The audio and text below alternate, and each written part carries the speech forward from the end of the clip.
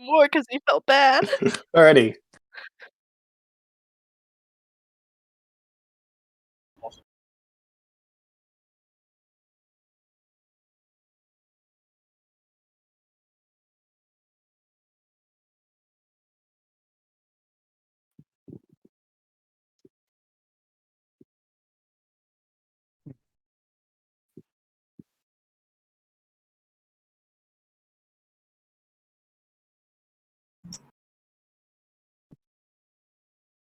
Okay.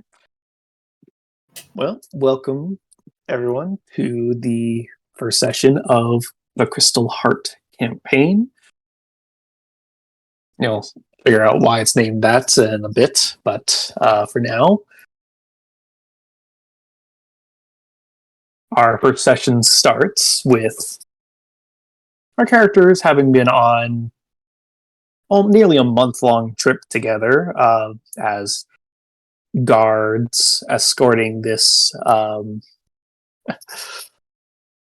friendly middle-aged human wine merchant by the name of Ralph Tybalt from this across the frontier back to his home village of Falsbane. And the journey is nearly up. As we come into our first session, you're nearly a day out from Falsbane. Should get there tomorrow at noon ish.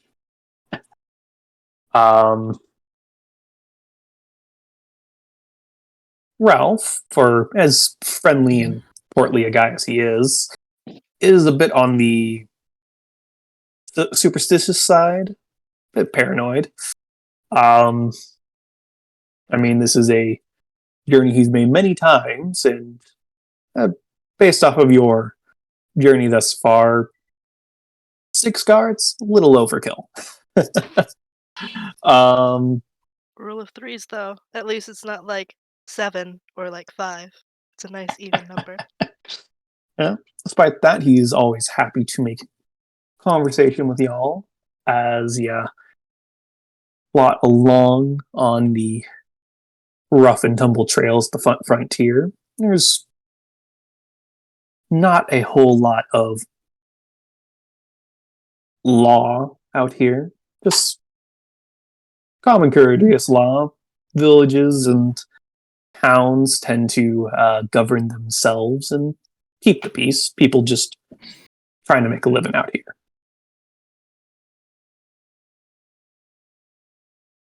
As we plow along this trail close to Falsvane, delving a little bit into the swampland of the spiked shroom swamp that is, around where Falsvane is. Our portly fella turns to one of his guards to chat. Barnacle, would you describe your character?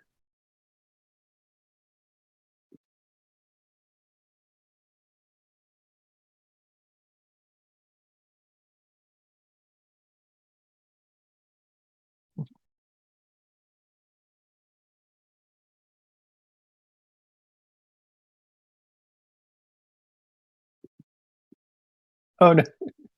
Hello. Hello? Oh, yeah. Hello? Okay. Dream can hear Everybody ya. else say hi? Hello? Hi. Hi. Hello. Perfect. Okay. Can Sorry, you hear guys. us now? Sorry to interrupt the stream, the flow of things. So yeah, Barnacle is a very small person. He's similar to the artwork you see there. He's got long, stringy hair, black hair. He's got this little goatee, little beard thing that's sort of there, with a little bit of a stash, and he's was tan. He's got the leathered skin, but it's sort of going away, so it's sort of splotchy in places, um, and he's he has a net that he keeps sort of folded carefully because it has different hooks in it by his side, and he's got it specially folded so that you can just grab it and take it out.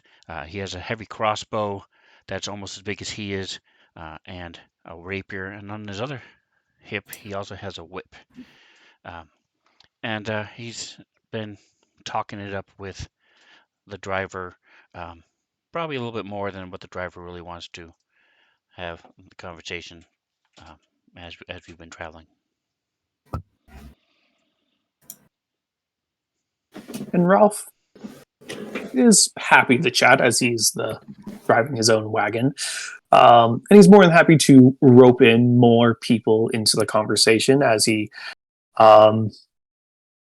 interjects some side, rabbit hole to the conversation and turns to Merritt. Would you describe your character as he turns and starts talking to you as well?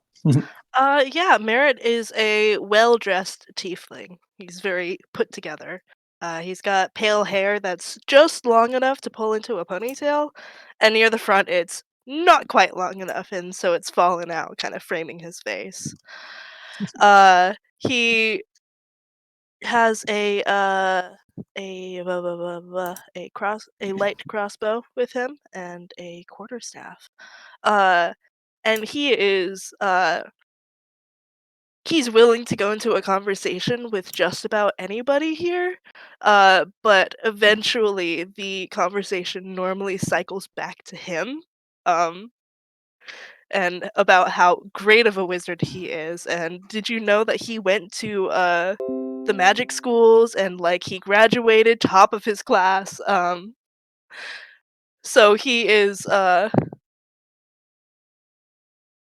lively, to put it short. Yeah. At a certain point, as that conversation starts, going off topic and wrapping around back to you, Ralph pointedly turns to one of the other members of his guard.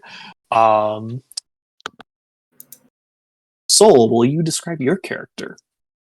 Most definitely, yeah. Soul is uh, in the back of the wagon or whatever we're riding in, and he is chewing on a raw potato. It's probably not very clean, a little bit of dirt on it, but he is eating a raw potato like an apple. He is 6'5", big burly blonde guy. He's got a thick beard on him. Most noticeably, he has very shiny blonde hair, like almost luminescent shiny blonde hair. His right eye is blue. His left eye is blue. It has like a tint of green to it, like almost a different color, but you're not quite sure unless you look him deep in the eyes, which doesn't happen. He's constantly looking around for the next thing to do. His attention is not there often. He is very, very hands-on and very busy at work, but he's a big, tall, blonde guy. He's got a noticeable scar that starts on his neck and kind of goes down. If you've been with him for any amount of time, he takes his armor off in the mornings and he does a workout, so you will have noticed he has a large scars that go across his chest and back. But yeah, big, heavy, blonde, bearded guy holding a big old great axe and right now munching on a potato.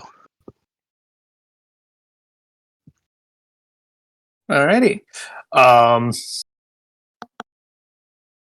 Seeing as you helped him get his conversation back on track, and seeing as you don't want to participate as much as he was thinking, he again pivots and turns to Phoenix. Will you describe your character? My character is a 6'1" tall, muscle bound guy with great phoenix red hair. It literally glows at night sometimes because it looks like a phoenix. You would think it's a phoenix if you didn't actually see like in person. He is wears his armor all the time and sometimes even sleeps in it because he's really weary and ready for anything to happen. And he's very goal-oriented and focused. So if you tell him to do something, he does it with the utmost precision he can. Alrighty. And are you in the wagon, or are you walking beside No, everyone? he prefers to be walking beside thing because he believes working out walking is a good form of exercise and it keeps him in shape. So he prefers to walk everywhere. Alrighty. Then, as the conversation rolls to another stopping point, Ralph turns to the last of our currently present party members.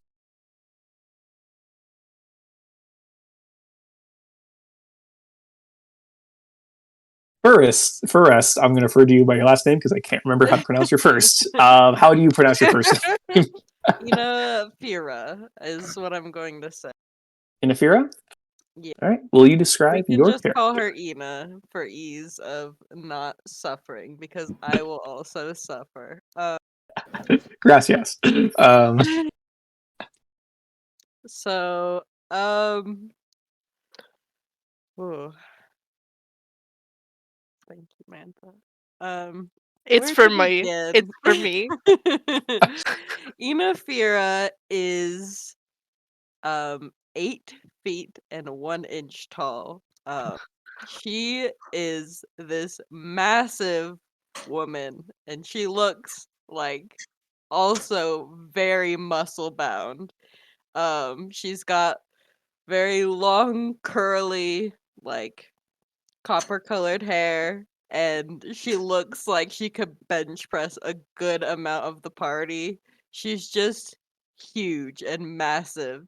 And you probably haven't heard her speak a single word in this entire month long journey that you've had.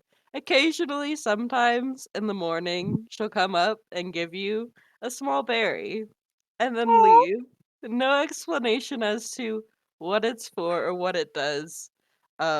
She kind of disappears off into the forest occasionally to scout ahead and do things like that, but she is huge and she is very quiet. And are you in the cart or walking along? She is walking along. Alrighty. Yeah. And as your non-verbal response to whatever question he asked, Ralph is like, right. And turns up to where our final party member, Zed, the Aarakocra monk, to be described in more detail later, and just calls up, "How's the weather up there?" Chuckling to himself at the. So Zed typically will go out about 60 to 100 feet ahead, fly up and around, and then come back and does like figure eights around the caravan as they're moving, just riding the winds and stuff, and sort of keeping an eye where it's going and stuff. You see that it's got a quarterstaff that is special sling that he can have it on his back as he flies, and then easily remove it. He also, you saw during the fight, uses his talons quite a bit. He's rather talented that way, and Nice. you've noticed that he does various in the mornings he'll do these different routines, sort of like a yoga type thing, where he's doing these flowing movements, and he'll meditate at every so often. As when he comes down, he'll land in the back of the wagon and just sit and meditate for a while, and then go back up flying again. All right.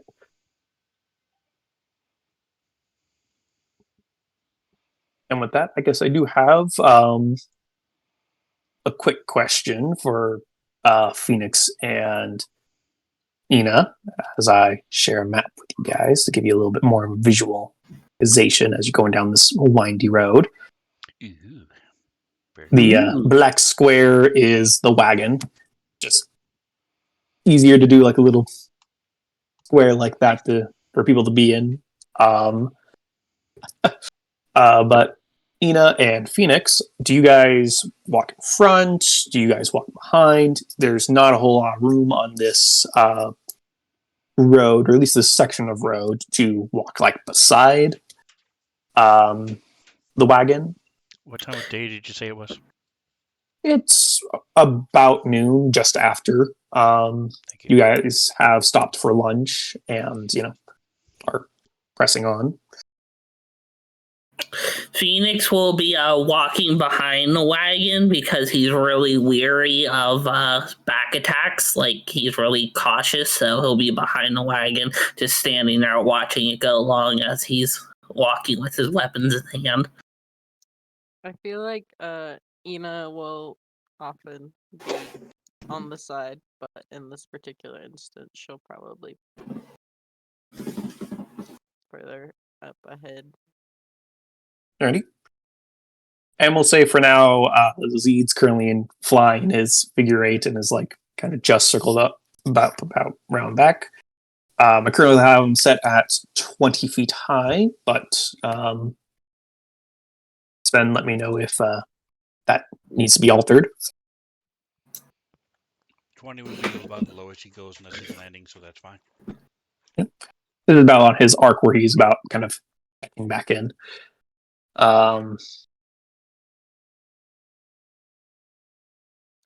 And I need everyone to give me a quick perception check.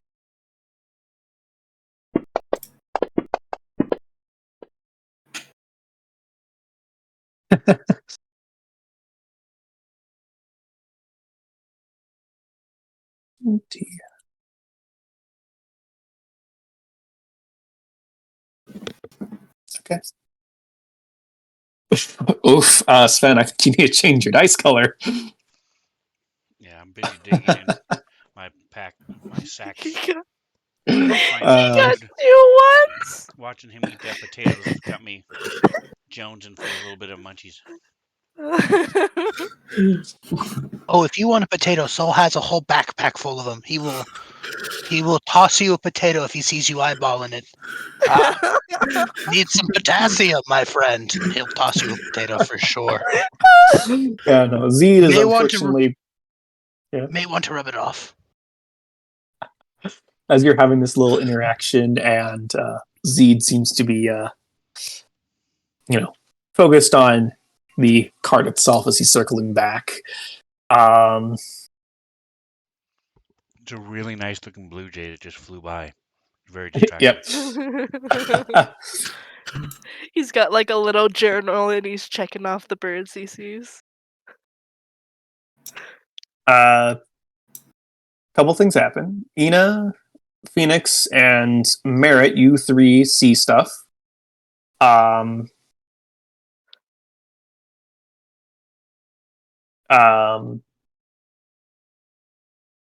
Okay, first what you see is, as the wagon gets to where it currently is, a hidden trap that had been underneath it. That's Ina had walked over just fine, but as soon as like the wagon and its weight had gone over it, it's triggered this trap that comes up and catapults the wagon off the road into the swamp water right next to it. I need everyone in the wagon to give me a save. Give me a second while I prompt that to you guys. Nick didn't ask me whether or not my character was in the wagon, but for sure his scrawny ass is. Like, I remember you saying that you were in the wagon when you were describing the character. So I had assumed you were. Merritt, you have advantage on this save. As I also need Ralph. Need everyone to give me the Dex save. DC 12. Oop. It's Ralph is also thrown. hey.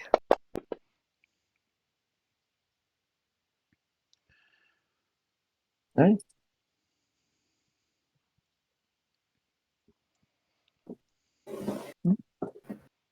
So the horse is actually perfectly all right for the nature of how the wagon's thrown, the reins that are kind of keeping it attached are kind of broken and ripped off of him as the wagon goes to here. Is kind of like on its side, this weird kind of catapult trap. Merritt, you managed to kind of like because you were kind of like on the side of the carriage as the closest to where the trap triggered, because it was Mhm. roughly there. You managed to kind of like get onto the side of the wagon and jump with it to land safely outside of it and on your feet. Soul, with your reactive nature, you're also able to kind of jump out of the wagon and land without getting trapped in it.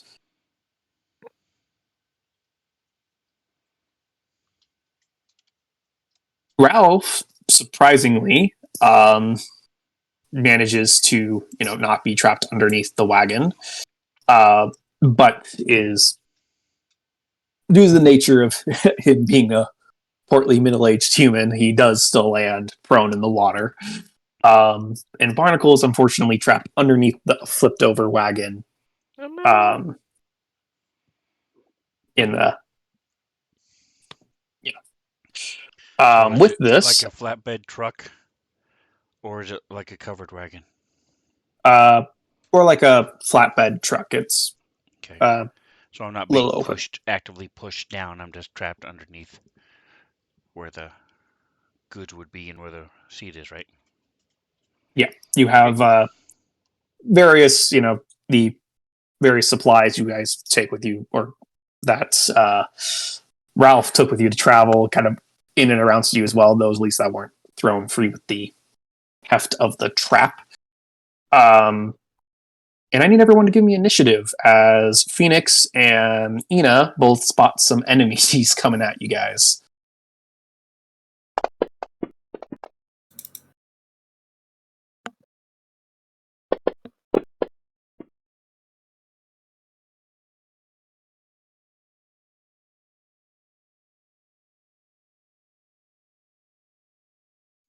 Have we fought before together? Yes, you would have fought off a couple of stray animals similar to like the those large bird creatures that we did in session 0. Okay. Or crocodiles, the like odd drake. Well, maybe not all of you had participated in every fight because you may or may not have been needed. You traveled together for a month and have sort of fought together. Ah, so my character knows everybody's names better than I do. Gotcha. Yep. And if you could just help me remember, I would have had halfling luck on my perception check. I Yes. will try to do my best to remember to make sure I remember. I will keep that in mind.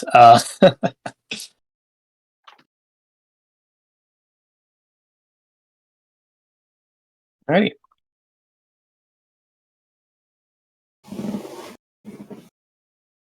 With Phoenix and Ina, you see coming out of the swamp water around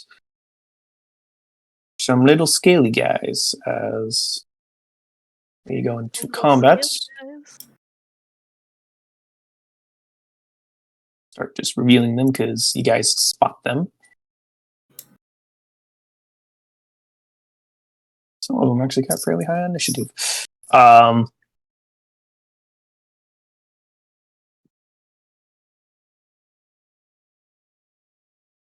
Full, with your turn, you do not spot all these little guys just yet, as you're more focused on, the fact that the wagon just got upturned into the swamp water. Did he drop his potato? Oh um, Not on a 17, I don't think I did. I rolled pretty low. I'll say on a If he 17, you managed to like eat potato in one hand, possibly taking a bite as you cleared the wagon. Nice.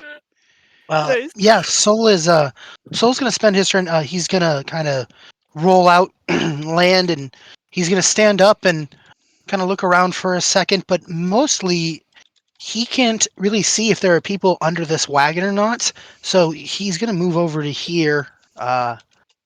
He's gonna move here, and then kind of bend down and look into the wagon. And Right. I'm going to yell out to. I think that is that Barnacle? Is that how you say that guy's name? Yeah, he's gonna. Are you all right, Barnacle? Are you okay in there? And he's gonna reach his hand out and try to. He's gonna reach into the wagon and try to pull Barnacle out from under the wagon. All right. Give me a. We'll go. Give me a quick athletics check. Sounds good. Yeah. Nice. With a 21, if Barnacle is so willing, you can pull him out from under and kind of set him on his feet. That would be my goal. Yeah. So I'm gonna pull Barnacle out from under the wagon. Is he the one that was mentioning about how he was out of shape, or was that somebody else?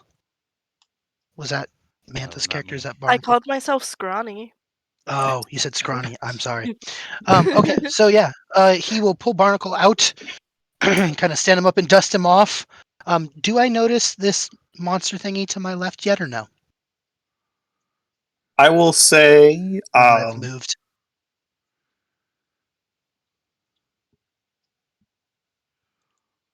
It's your call. Just curious. I will say no, because they're kind of like submerged in the water, kind of like heads Totally starting to peek understandable. out. And Just it would trying to have been figure your out how I action roll. to have pulled that Barnacle out. Totally understandable. Just trying to figure out how I role play this. Okay, cool. Mhm. So yeah, I pull Barnacle out from under the wagon, and I stand him up, kind of dust him off a little bit. I go, anybody else in there? And then I will take out my axe because the wagon did not flip out over on its own. So, and that And will you be can my turn. clearly see this like protruding, kind of bony catapult thing. That's where Like the sticking out of the ground. sticking out of the ground that launched the wagon. You can also see Merritt and Ralph kind of on the other side of the wagon. You know, Merritt kind of probably cringing at the fact that his pants are getting wet, and Ralph kind of belly flopped into the water. So, So you see that Well, then I will. Barnacle's all his back is all dirty and disgusting, but he's been clutching to his chest his double crossbow. And as you pull him out, he sort of let you drag him on his back. He's like, "Ah, thank you so much." And he's sort of looking at the crossbow to make sure that it didn't get hurt. He's like, "Oh yeah, I'm fine, I'm fine." And I'll say, no problem, friend. And I'll hand him my potato, and then I pull my big great axe out. I'm just kind of like looking around to see what it was that would have set off this trap. Actually, I'll even move a little bit because I didn't use all my movements. So I'll move back down towards the trap, and I will go and investigate the trap. Now, I don't use the combat tracker often. How do I signify next turn? Is that the foot on the symbol or the helmet symbol? nope, it's going to be the little downward arrow in the Ah, thank bottom you. left corner. So yeah, Okay. that is what I will do. I appreciate you guys bearing with me for the moment, but yeah, that's Yep. what I'm doing. Ina, you see, in addition to the little scaly guys trying to come out of the water, striding between two trees further down the path, very blatantly out in the open, another fellow that looks a little different. And so everyone has a better visual, and for the stream, these are the guys that you're seeing. Nice. Ugh. Ooh, The Real smelly dudes. special little guy is the lizard folk fella, the green scaled fella. The other ones lurking in the water are the gray skinned, kind of chameleon looking fellows. right. Well, Um, yep. It is now your turn, Nina. You just see this guy kind of just stride out. ugh. Um.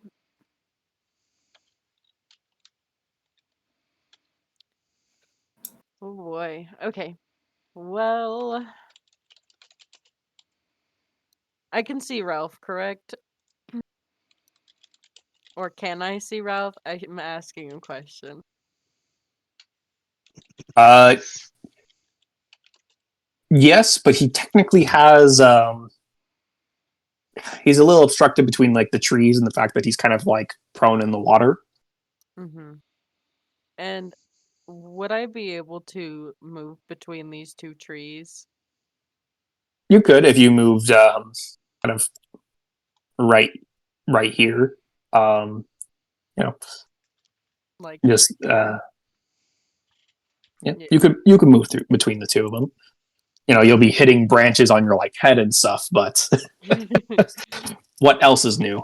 Yeah, honestly, I feel like at this point, so she kind of takes stock of the situation. She looks around. She notices, ooh, this one doesn't look very friendly, but she was hired to protect Ralph first and foremost, Oh. and he is currently belly flopped in the mud, um, next to the wagon, and also the wagon. She was supposed to take care of that.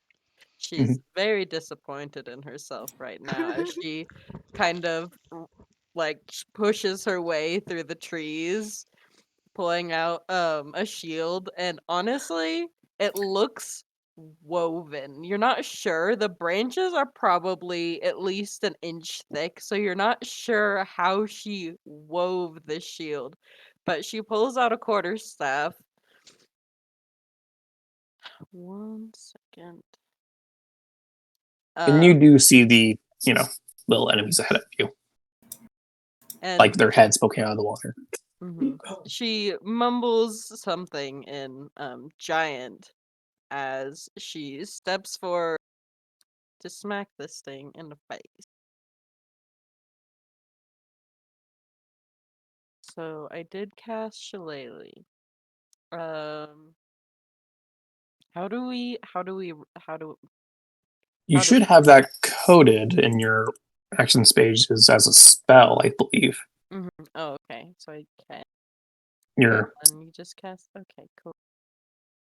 yep. It rolled. Okay, that's fine. I don't know how this works in Fantasy Grounds. I'm just getting flashbacks to when we were doing our first campaign, and it's just so different now. Mhm. Oops, I Times are probably a changing. okay. And I hit, so I have Yep. damage. Smack. Magic And stick. there's just this really loud crack as she smacks this thing over the head, and it kind of like Like a dirty whack-a-mole. very yes. And I suppose that will be her turn. I know that guy, he goes from being like emerging with intent to going cross-eyed as he's still like not sure if he wants to get out of the water anymore. Um, despite that, this fellow right next to him, as he kind of comes out with this strut, this amazing walk. Um, he goes to avenge his friend as he moves down. You can see as he kind of fully emerges. That he has this stone axe, like a very primitive axe in his hand. Um, and he's going to try to attack you with it. Right. That is a hit, My favorite. but he's not quite the best at dealing damage with it. However, he is going to follow that up. Yep, and he is going to try and follow it up with a quick little bite as he kind of uses the axe more to like move your shield out of the way to kind of try and bite your shoulder. don't think. Can he reach my shoulder? No.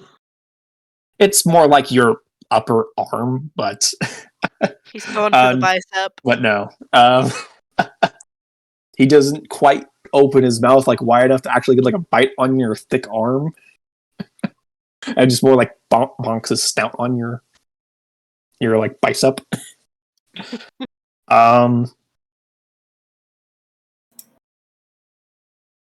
This guy.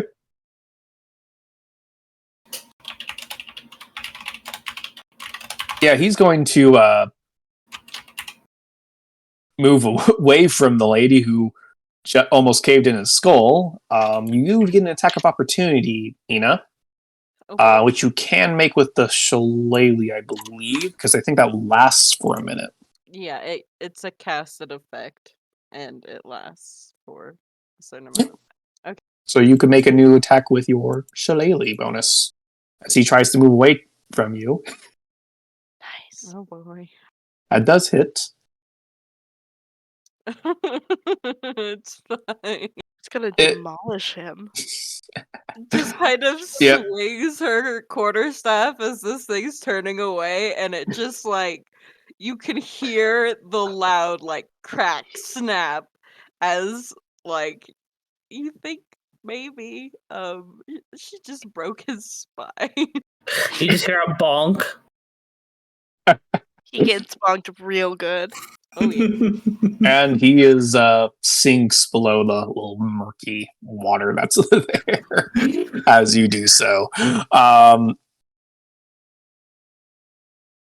on the other side, some others start to try to emerge to take advantage of stuff. This guy is going to squeeze by the horse. It looks like he's going to have to start dashing as he goes towards.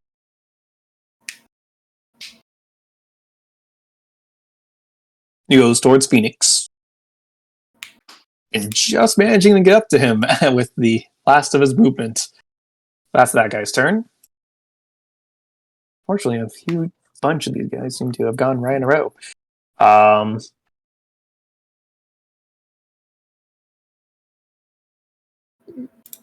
This one comes out of the water and is the only one wearing clothes, wearing this weird, very dirty jerkin on his body as he comes out of the water to strike a barnacle with a stone axe.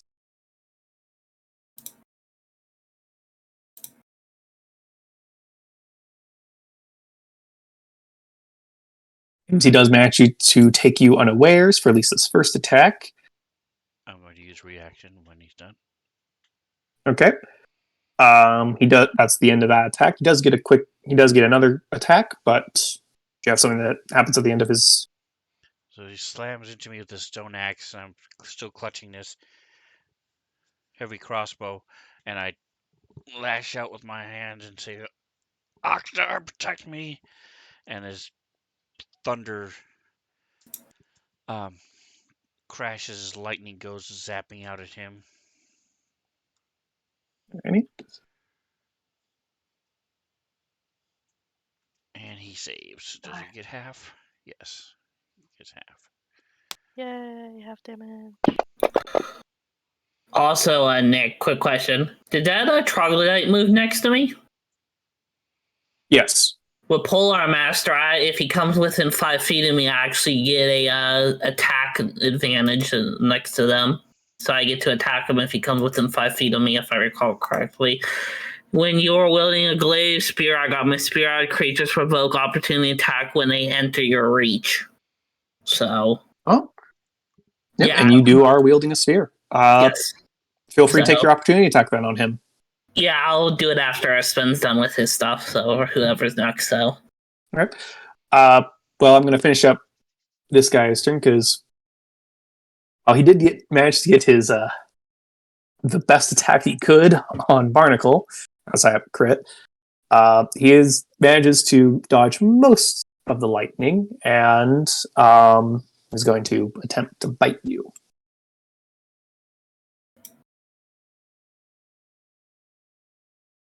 That was a hit.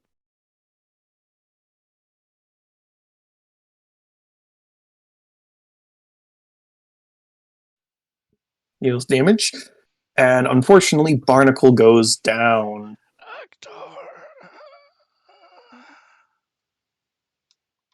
Oh fuck. Oh no. Oh wow. Nick's over here like he tries to swing the axe at you, and then I'm like, oh no, they have more He than rolled one max damage on that axe attack. Oh, wait. Yeah, he really wasn't looking to ask questions. He wasn't looking to. He was pretty much saying axe and find out. But Phoenix, do take your reaction attack on that trog rounded soldier. All right, Shoulder. let me target that real quick. Did I target it? No, it's not letting me. Why isn't it letting me target it? It's not letting me target it. So how do I do No, it? you haven't targeted now. Though you No, have I yourself targeted as well. Okay, give me a second. Let me untarget myself. Target that. There we go. All right, there we go. So let's see here. Ability actions. Polar Master attack. Roll that. Miss. All right, so never mind. And that reaction attack, I think, could have been your regular spear attack. Oh, because they both have the same. The spear attack actually has a higher die count than the Polar Master, so that's why I went with Polar Master. The Polar Master attack is 1d4 plus 3. The spear is 1d6 plus 3. Okay. So. And as we come to Barnacle's turn, I just got a message that someone's redeeming a boost of healing for him.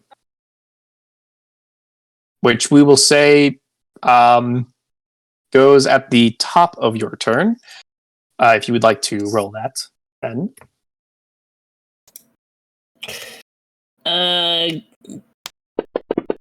Give him 2. I can't remember. Never mind. Right. Oh, back to full. Nice. And I'm going to make sure I He was take just off the pretending. unconscious effects. Nice and prone. Well, I am still prone. All right, so as he Mhm. slams me down, we'll do a quick prayer to Ekdar and the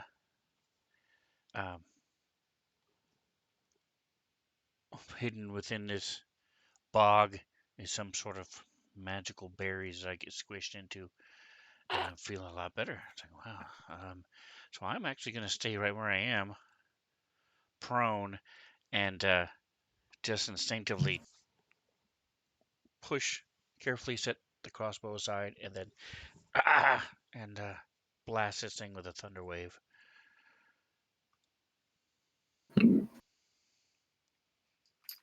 Which he fails. Nope, and that is a failure. So this time you actually hear this crash, and he gets pushed back. What's going on? What is this? Nothing. Okay, so he gets pushed back 10 feet. And he falls prone into the muck. Nice. I will apply that real quick. Yes, and so you can hear the sound for up to 300 feet as it echoes throughout this swamp. And now will then stand. Alrighty. Dripping in goo and mud.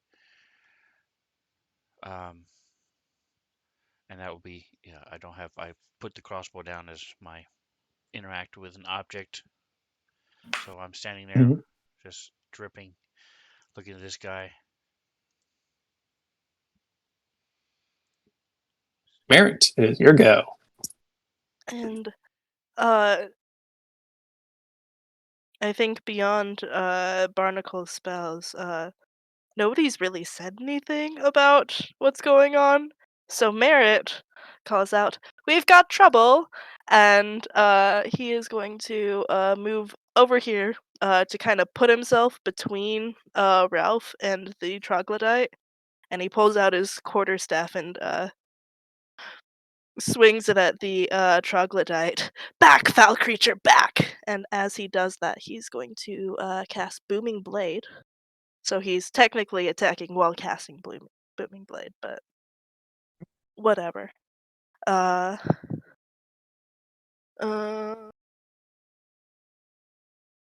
check. Remember how it works? Okay. I believe as So part let's of casting it, you make your attack. Yes, that's what I was reading. Well, let's hope that he hits. Hey, he hits! Nice. So on a hit, the target suffers the weapon's attack normal effects and then becomes... Okay. So here's damage for that.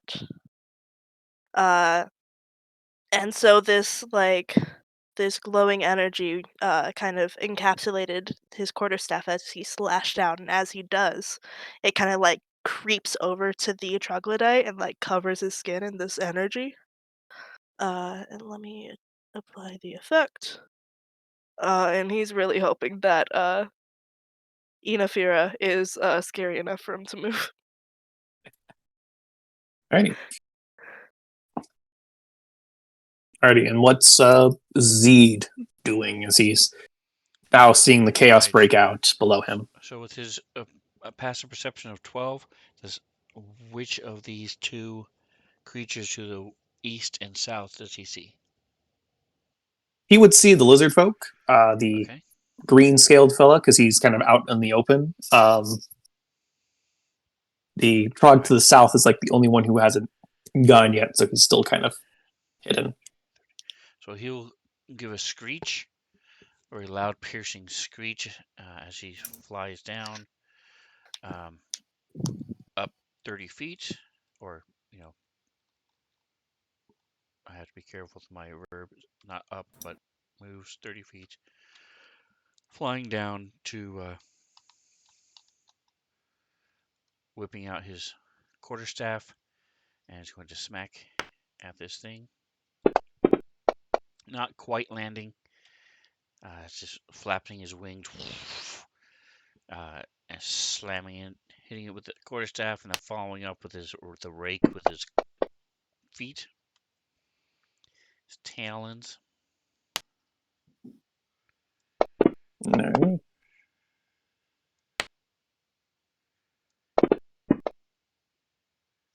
Also rips into him, smacks him with the staff, follows up with a rake, and then just sort of will then sort of land right in front of him. Two mighty blows from the dive bomb attack.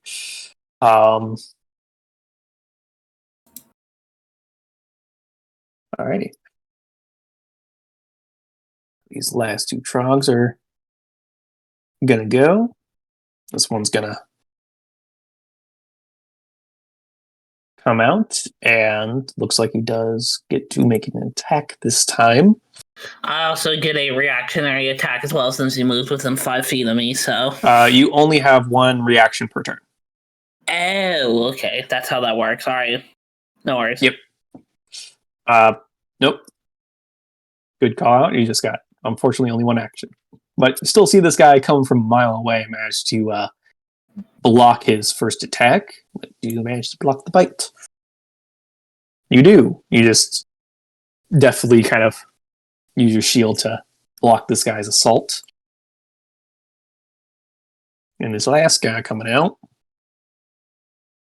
and is going to also follow his friend and dashing to try and get at you. Actually, when he gets here, does he instead? No, actually, he decides to change course and dash towards the guy investigating the trap. But he does have to dash to get to you, so he does not attack. He's just hurrying. Yeah, he's just being intimidating. He uses intimidate. It's not very effective. Well, his All right. legs are wounded, so you know. Phoenix, at the start of your turn, this is actually the first time this is going to come into effect this game. As you start your turn next to some of the trogs, I need you to make a saving throw that I'm going to push to you real quick. All right. As you get a whiff of these two frogs right next to you, of their stench, this horrible, dead, decaying matter, natural stench off of them. Gross.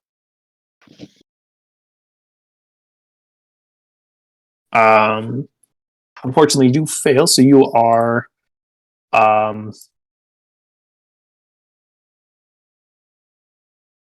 poisoned for until your next turn.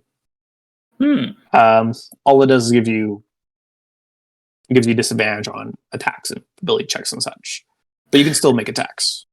All right. So, well, the Phoenix is just going to take out his spear and look the troglodyte to the right of me, dead center in the eye, take out his spear and go to stab at him.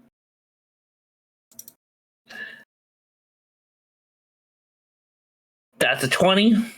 Yep, Nice. that does hit. All right, and then I'm going to roll damage, and then I'm going to use my bonus action as Polar Master attack and roll that and hit with the blunt side of my spear. All right, So roll your spear damage first. 5. Then we're going to roll Polar Master attack, which why isn't that's weird? I targeted that. All right, there we go. Try it now. All right, so now that that's done, so do that. Miss.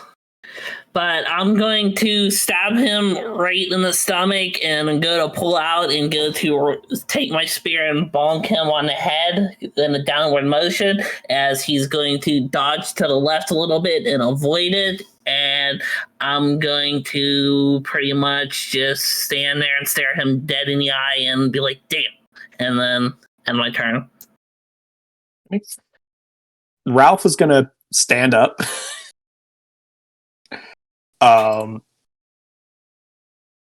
And he's gonna disengage from the guy next to him and run away, take advantage of his guards being kind of next to them, and he's gonna go stand next to his other guard over here. And that's his go. The horse, freaked out by all this, is going to run its full movement down the path. Understandably. I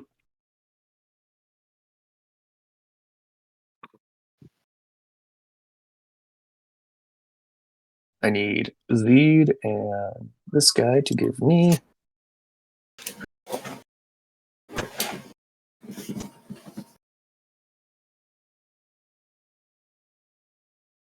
Zeed to give me a quick deck save as this,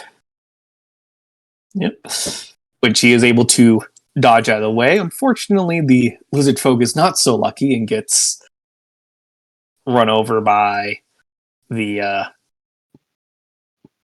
horse as he comes barreling through, taking a little bit of damage and being knocked prone.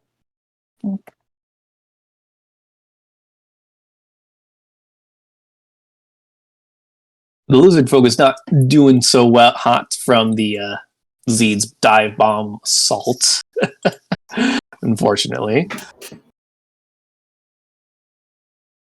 But he's still kicking. He's just gets run over by a horse.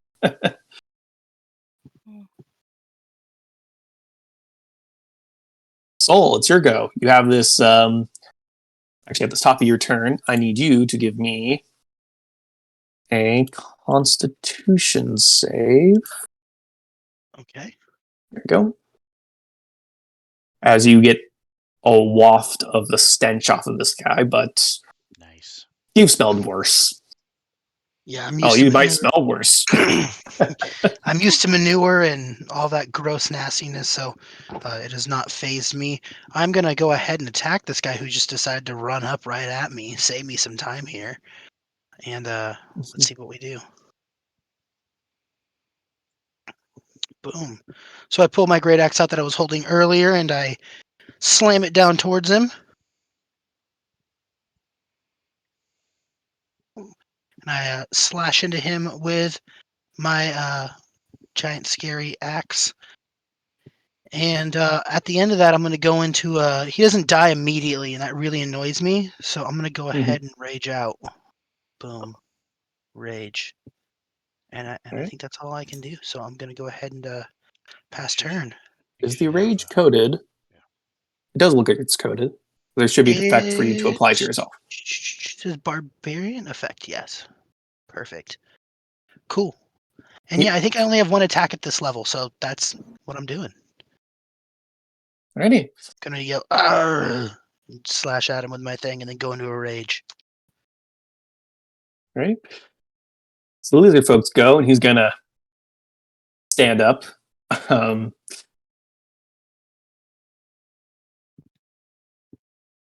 And he's going to make 2 attacks on Zed here. He's not looking too well, but he's going to slash out with this bone scimitar that's in his hand. And crits. Oh no. Oh boy. Okay.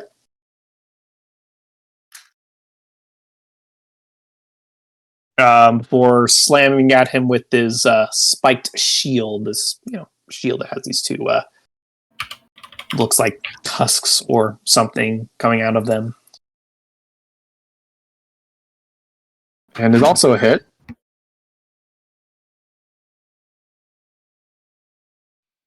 And he downs Zed. Oh shit. Ah! Ah! Both of Sven's characters tonight. Hmm. Cloud of feathers Okay. go up. I did give him a boost of healing, so you know. Oh, okay.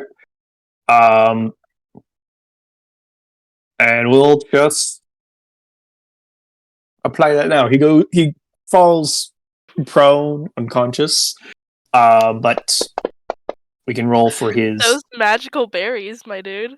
They're just 7. abundant in this swamp, I guess. Yeah.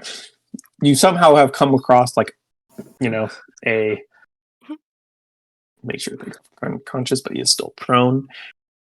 There's just been these magical berry patches. They were like a secret loot thing. You've just been expending them by landing in them prone. But that is the lizard folks go, breathing heavily, believing he won for a quick second there.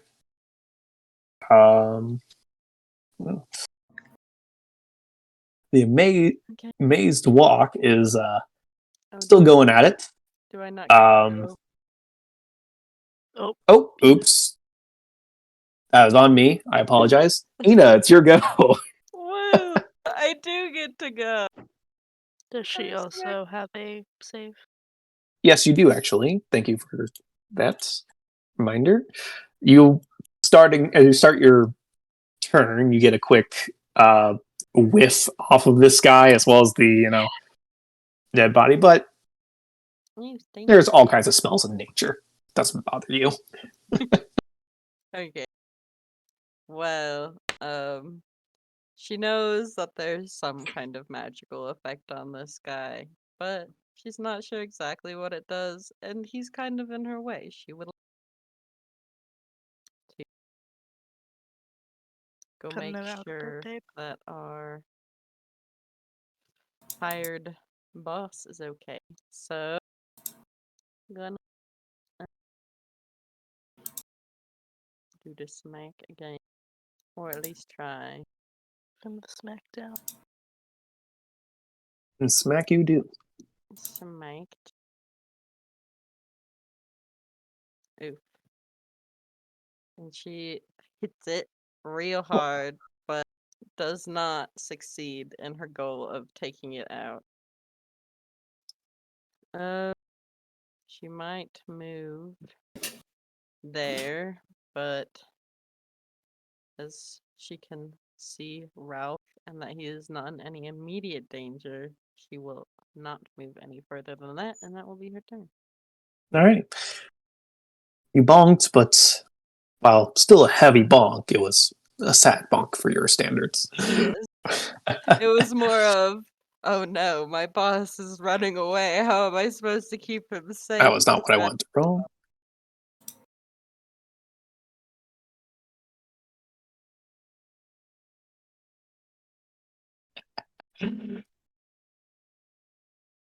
Okay.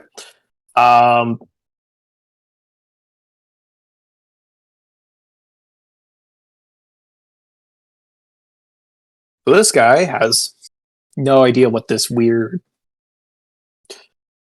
energies that's surrounding him is, and he's bleeding a lot. So you watch as he reaches down into the swamp, kind of at your feet, Merritt. And you watch as he picks up this what looks to be like a metal, little lockbox, just like at your feet, and turns to start running. If you want to do your booming blade damage as Hell he yeah, tries to I move do. away. Let me make sure I'm targeting him. Hold up. Oh, I'm not. He is using his action to disengage, so there's no opportunity attacks. But booming blade doesn't care about that. No! Oh my gosh. No! That's Sad. so sad. Dude, I Wow. could've Okay, and with messed this that, dude up. That's just depressing. you watch as he starts taking off into the swamp.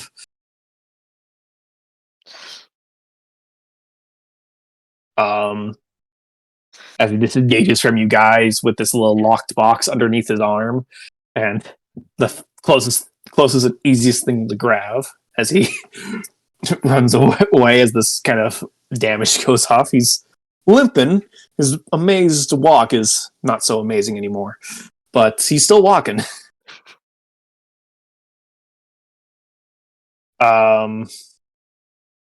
These guys are still going at it on Phoenix. You're going to make a quick stone axe attack. That does hit.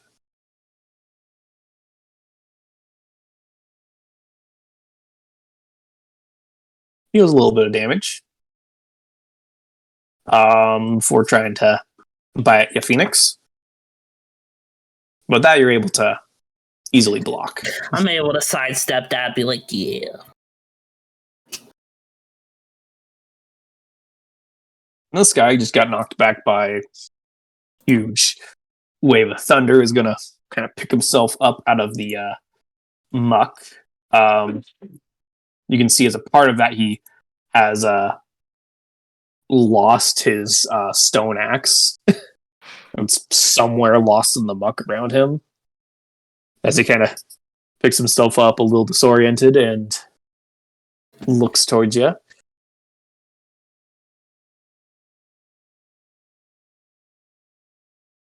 Yeah. He's going to... Yeah, he's going to come straight back at you, Barnacle. This time he's going to try and swipe out with his claws. That's a crit. Wow. Nick, Yeah. if you could stop And rolling use your crits, reaction I'd appreciate that. Alrighty. once he does his damage. Okay. Oh my god. That was max damage. But reaction. He manages to save. Alright, so same thing as he slams into me. I stumble back against the cart and lash out with a blast of lightning. This time did a bit more damage. Yep. And while he looks singed and battered, he's still kicking. He's gonna try and bite you with his second attack. Oh, that's Nick. another trick. Um, Stop this. It's okay. I'm uh, queuing up a boost of healing.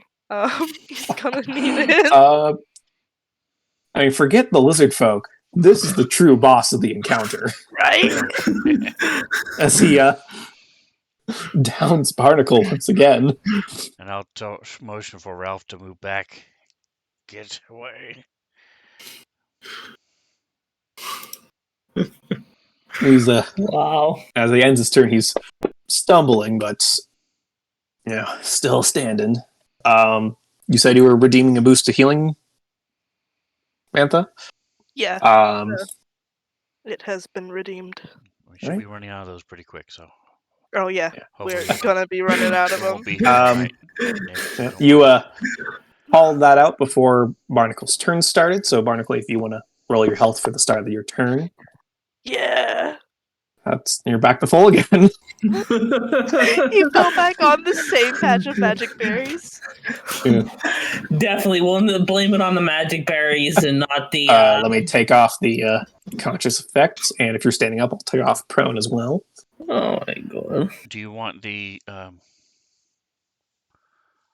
do you do inspiration? Before or after the rolls? And is it a straight advantage? After the roll, and it's just advantage essentially. Okay. All right, so I'm going to stand Which back everyone up should have advantage for the. as this thing Yeah. continues to attack and bite and hit. I'm going to pull out my rapier and just sort of slam at this thing.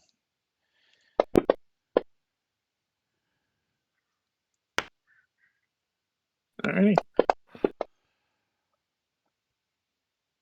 How do you take care of this All right, fella? so as I'm standing up, this thing is munching on the chunk of meat that it ripped out of me. As I'm magically healing, standing back up, I'll whip out the rapier and just drive it up into his chest. And as he falls, stand over him and take it out. And I'm looking around and telling Ralph to move back behind the wagon.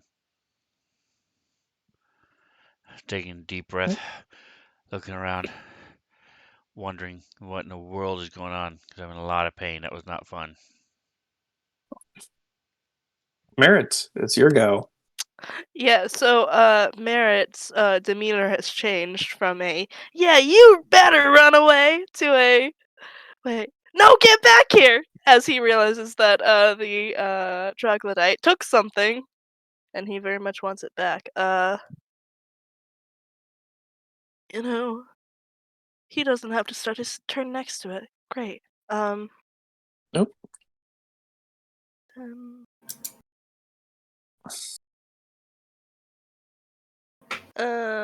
no, he's just going to run after him because he's feeling cocky.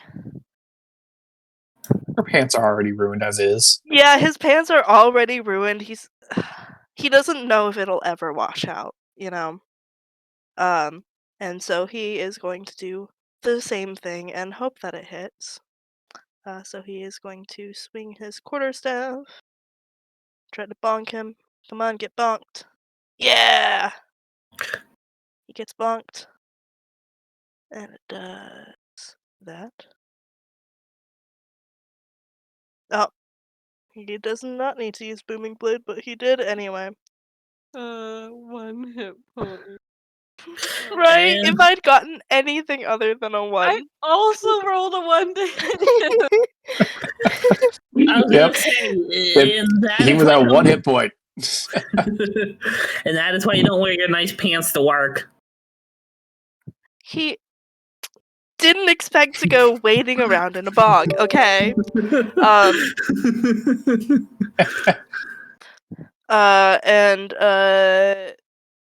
And you hear something in your mind, but that is Merritt's turn. Yeah. That frog collapses. The little metal box he grabs, kind of slumping to the muck beside him.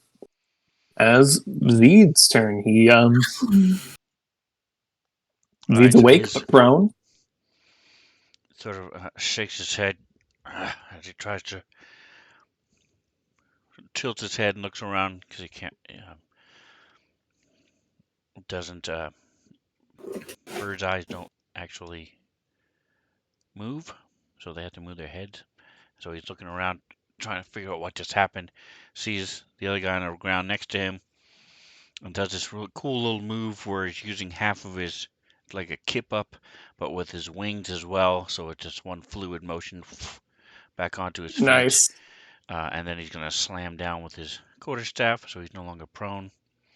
I'll take that off real quick. And then slams down with his quarterstaff. Is he not listed as prone? No, he stood up to attack Zeed Oh.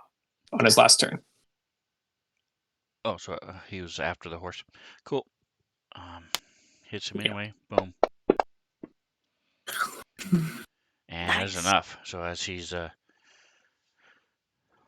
brings his quarterstaff around and cracks it right against his ribs, and you hear the crack of the bone as it pierces through his heart, and he collapses. I'm going to fly. Actually, I can see from where I am, so he's just gonna go up about 5 feet as he's. There it is. Zipping 30 feet. So to there. Cool thing about flying is I don't have to go in a certain route. I can just go. All right, and he's zipping over there toward Phoenix. I'll say as Zeed, as you end your turn, you do take note that's on the lizard's folk's chest, kind of roughly above where his heart should be, is this tattoo of a heart, of a realistic looking heart that's like red and white. Okay. You note that as he goes down. And It's for these sure not trogs. going to tie around to the name of the campaign. No.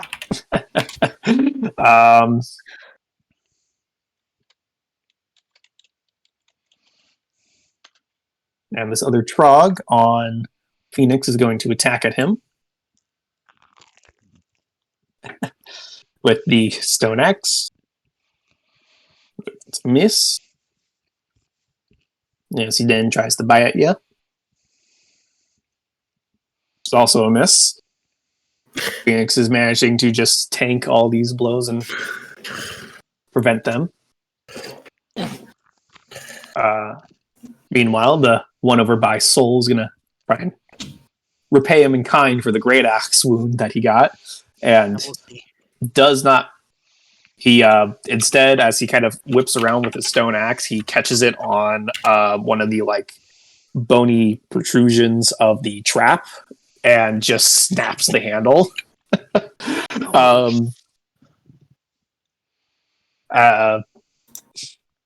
Which I'm going to say as he like looks down at his broken handle as it like whooshes by you because he's still holding on to the handle without the head. He gets delayed long enough that he doesn't make his follow-up attack.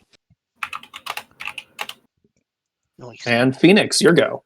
All right, so this is actually going to lead into a two-part question. If I attack one, since they're both like on opposite sides of me, so like for example, I stab the one troglodyte and I kill him, am I able to swing my blunt end around and hit the other troglodyte, or does it have to be on the same person for pull-on master? Do you know offhand? You can attack different people. And it's less like you, like you could stick it in them and you pull it out and then you whack with the other end and you can whack a different person with it. Okay, I just didn't know if it had to be, because I've never played this class before, I didn't know if it had to be specific to only one monster or if they're in the area around you, you can just bonk multiple depending on... You can bonk people in your... All right. Just during your turn. So it just takes your bonus action to attack with your blunt end. All right, so I'm going to... which does remind me, at the start of your turn, you do have to make a con save, which you can use your little help for. Yep. Click the modifier button +2 next to the. +2, got it. And then Constitution save. Give me a second. Con save, con. Nice. All right, so I do save. Yep, I guess you can exit out of that roll I sent you. That does succeed. Sorry. But Nope, totally all right. yeah. So now that I'm kind of whiffing off the smoke, like, oh my god, and getting used to the smoky smell of them, I'm going to take my spear on Troglodyte rounded shoulders and go to stab him with my spear, the pointy end of my spear. That is a miss, and I'm going to pretty much pull my spear back and go for a bonk on him using my Polar Master. So let's roll that. Get bought. That's a hit, and then I'm going to roll damage. Yep. That is a 4. He is heavy, and after I bonk him, I'm just going to pretty much hit him in the head with my spear, and then stick my spear into the ground and be intimidating, and just stand there. All right. Ralph, at the suggestion of Barnacle, is going to step over behind the cart. The horse takes off down the road another 60 feet. Oh no. Oh yeah. But it looks like he's like slowing down from his like full-on jaunt to thinking he's out of immediate danger. Soul, that brings us up to you at the top of the round. Nice. So Soul's gonna murder the shit out of this troglodyte. He has had it. It's been lasting too long in combat, so we're gonna try and hit him. Nice. And then we do some more Right. damage to him. As a side note, since he succeeded on the con save last time, he does not have to make it again. Oh, cool. Yay. Awesome. So Soul is smelling this dirty troglodyte, but it doesn't bother him. He's used to the smell of manure and it doesn't faze him. So instead, he pulls through with his great axe and cleaves this troglodyte at the head and just kind of sinks into his shoulder, pulls it out, and he's going to run down to save his companion who seems to just be having a real hard time down here. So he's going to run 5, 10, 15, 20, and then right here, 25. So we are flanking this bad boy. And that will be his turn. And he's going to yell out, "Let's kill these dirty things." And that'll be him. Brings us to Ina. Well, first things first, Ina is probably going to dig into her bag. Oh wait, Nick, is it all right if she casted Good Berry the night before? I will say, yes, it was all right in this instance. You've been traveling around, and yeah, it's reasonable that you would have cast it the night before. She Okay. did mention an inner character introduction. She hands out berries Yes. to people. So she's going to hand one to Ralph as she moves around. That's very good. Bam. Alrighty. And it doesn't seem like really. Okay, and so Ralph she takes sees. it. I don't know where Soul moved because he said he was moving, but It shows on my page, but it didn't move my character to that spot. I don't know why. Oh, there you go. Perfect. Because I didn't You didn't click approve it my off. movement. Yep. Yeah, he doesn't I was doing other approve of stuff, you. and I forgot to click it off. That guy's dead. And seeing the distance between us, she will probably action dash and get all the way down. And I think that will No, I will save my spells for now. That will be all. Alrighty. With a 3 flanking bonus on round shouldered, people will have a +6 to attack them. Despite all that, he's going to keep attacking Phoenix. Fuck this guy. This one guy in particular. Yeah. Who he does manage to hit finally. With his axe. Dealing decent amount of damage before trying to bite at you with his follow-up attack. Which he does also manage to finally break your guard.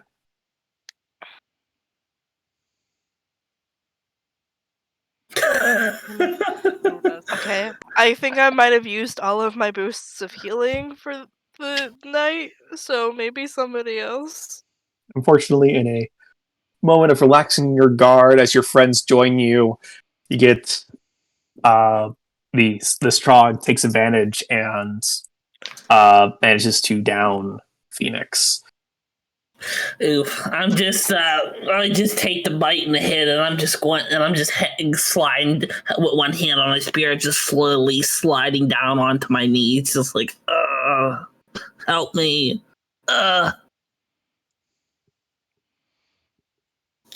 All right. Yep. Oh, Zinlu. Awesome. Didn't even realize you were lurking. Appreciate it, Zinlu. He gave him a boost of healing for Phoenix. Awesome. Oh, nice. We will. Phoenix, if you want to roll a d8 plus. Is it +5, Sven? Yeah, 1d8 Yep. +5. +5 d8. Heal up 9. Nice. Puts you at Nice. 4 damage. So you're still prone, but awake. Yeah. As you seem to have also fallen on those magical berries that seem to go here. Thank you, Zinlu, for helping our party from me. I'm He's very been listening lucky. for a while. Nice. Thank you. He's mentioned the strong. All right, so Barnacle stabs his rapier into the wagon, picks up his crossbow, goes to aim, and this giant Amazon goes running past him and goes right in this field of fire. So I run up and go into the bush looking for an opening. Luckily, Phoenix drops. So, aha, I have a shot. So I will take a shot at this thing. You notice it basically looks like 2 crossbows have been duct taped together. Double crossbows, 2 separate bows, one positioned above the other, separate triggers that fire individually. And one bottom one goes off and misses. The shot does freak out that malnourished Trog, though. As we now come to Merritt. So Merritt wants to see this box. He's going to go ahead and like reach down and take back the luck box that the troglodyte took and like gags a little bit at the stench. And then he turns around to the cart where he just saw like multiple people and he sees only Ralph. So he's going to head back over to where Ralph is. Alrighty. And you know what? Action dash. He's going to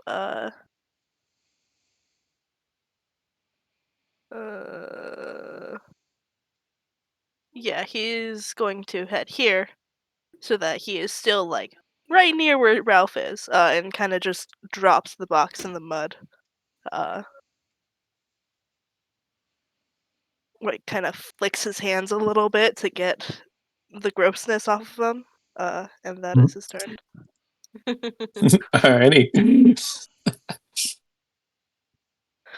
It's Veed's go as he's All right, so lying Zeed down the path. is going to move I'm going to go up a little bit to go over these bushes, and then it's going to action dash and land right here. That's all he can do. Alrighty. He joins the fray.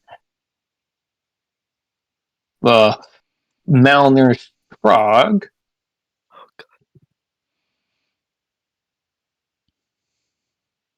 Phoenix, odds or evens?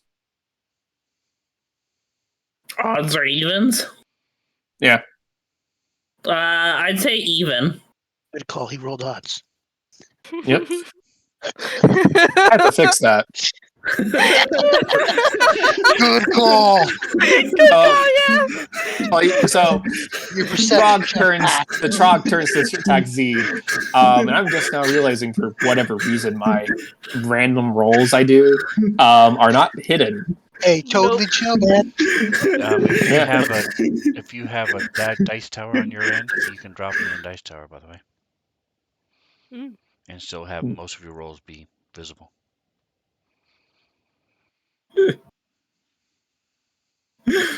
I see. Good to know. Well, that's on my end. But he does manage to hit Zed as he comes in. And for do some damage, and then going to try and bite him. So that's why but it does miss on the bite. That is that Trog's go. Phoenix, you are currently prone.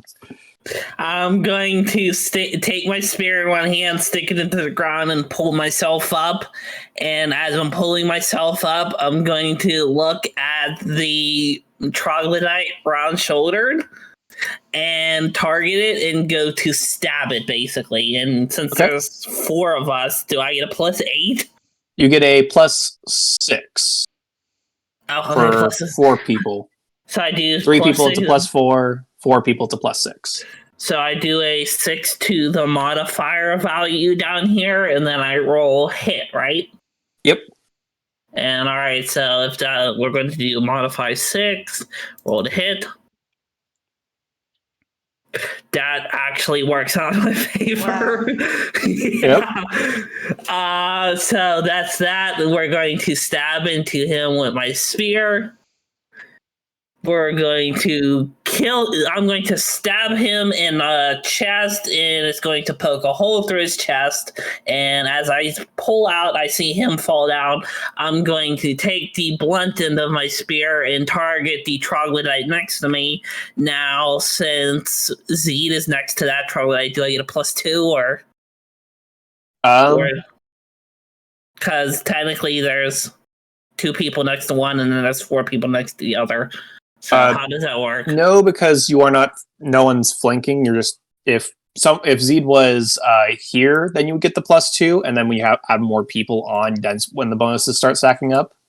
Okay, well then I'm going to take my blunt end on my spear and pull out and go to bonk it, whip it around, like do a spinning motion, and try to bonk it on the head. So let's roll that damage, or roll the hit. That was a miss, so I'm just going to say, "Oh dang," and yell it like, "Dude, you need to die already!" And my turn. Ralph's doing nothing. He's just kind of cowering. He does look at the locked box. Yeah, throw near him. Merit, but doesn't really do much. The horse is seemingly coming to a stop. And that brings us back to the top of the round with Soul. So Soul's going to do some moving to really take advantage of this whole flanking situation. Nice. He's going to move down under a troglodyte malnourished, and he's going to try to kill it. Where did my great axe go? There it is.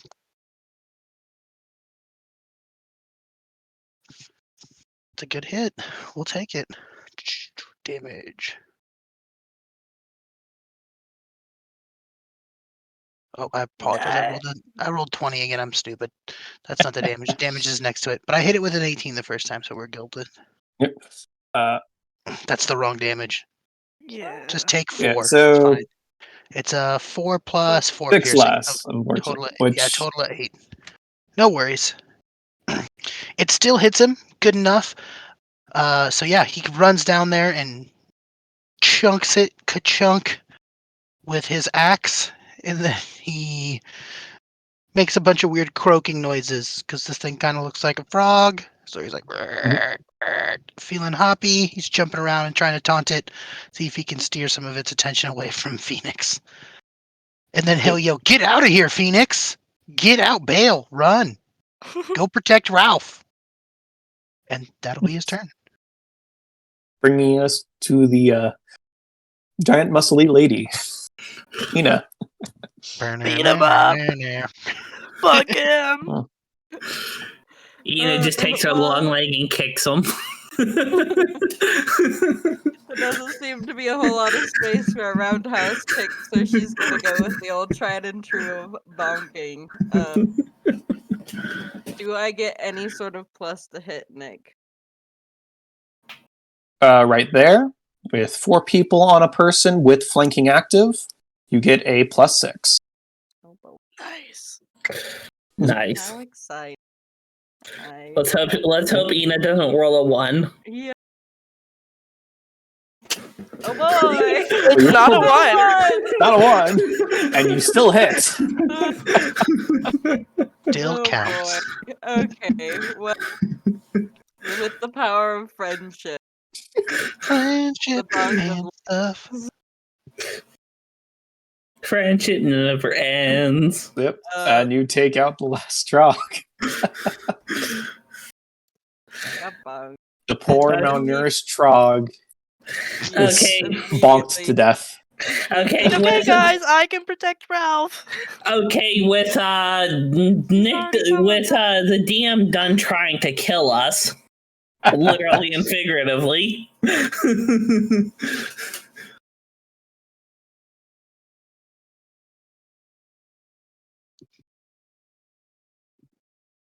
Well, with the fight over, I think Phoenix is just going to go take a walk back to the cart and see if he can flip it back over to get it back on its wheels and see if it's repairable to get us going, or seeing if we have to walk or. Okay. So we will come back to that with that being the end of the fight and it being about break time. We're going to take a quick 10-minute break. 10, 15 minutes, however normally long we take breaks. 10 minutes. 10. 10 minutes. And we'll be right back. All right, folks. All right.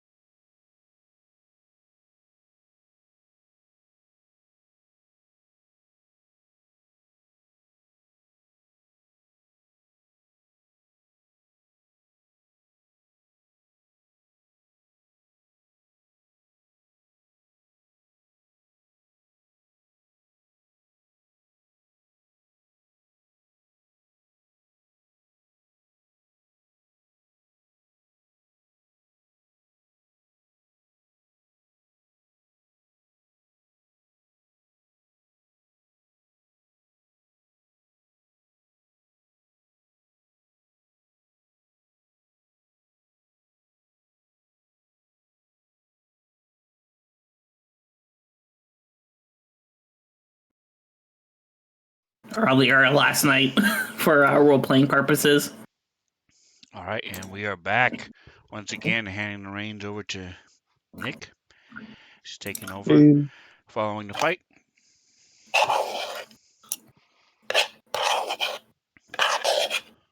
All right. As you guys have felled the last of the trogs, as well as that one lizard folk fellow who was way over there and dealt with expertly by Zeed.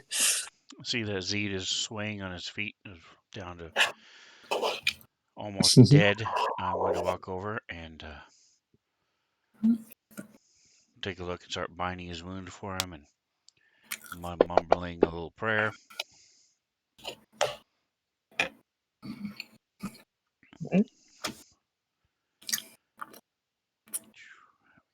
Phoenix is going to use Second Wind to get some extra healing to himself, try to get him back in shape before he actually does stuff, before the next fight or before something else happens. So Okay.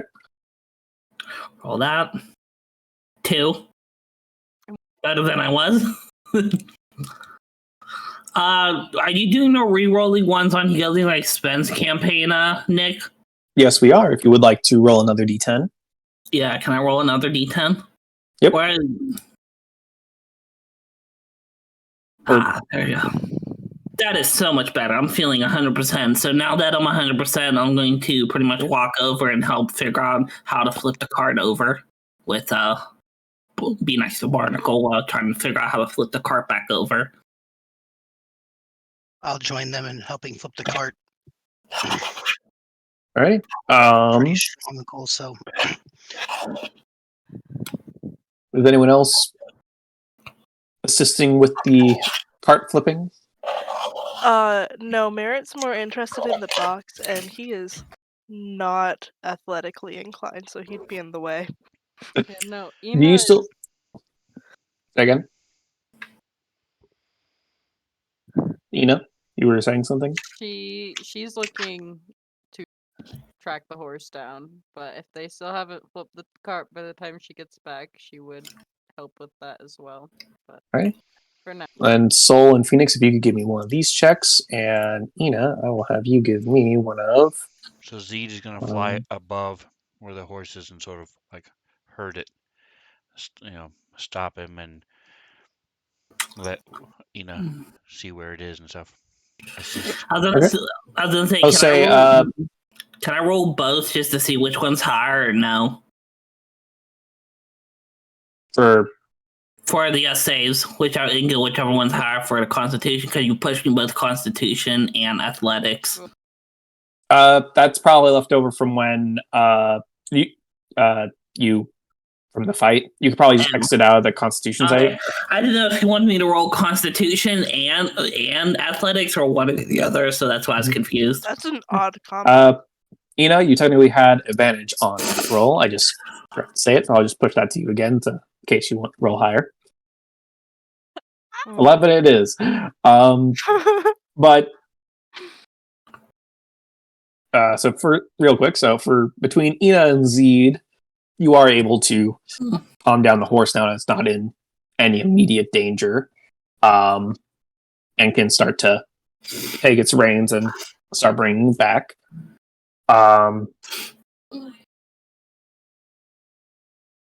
Meanwhile,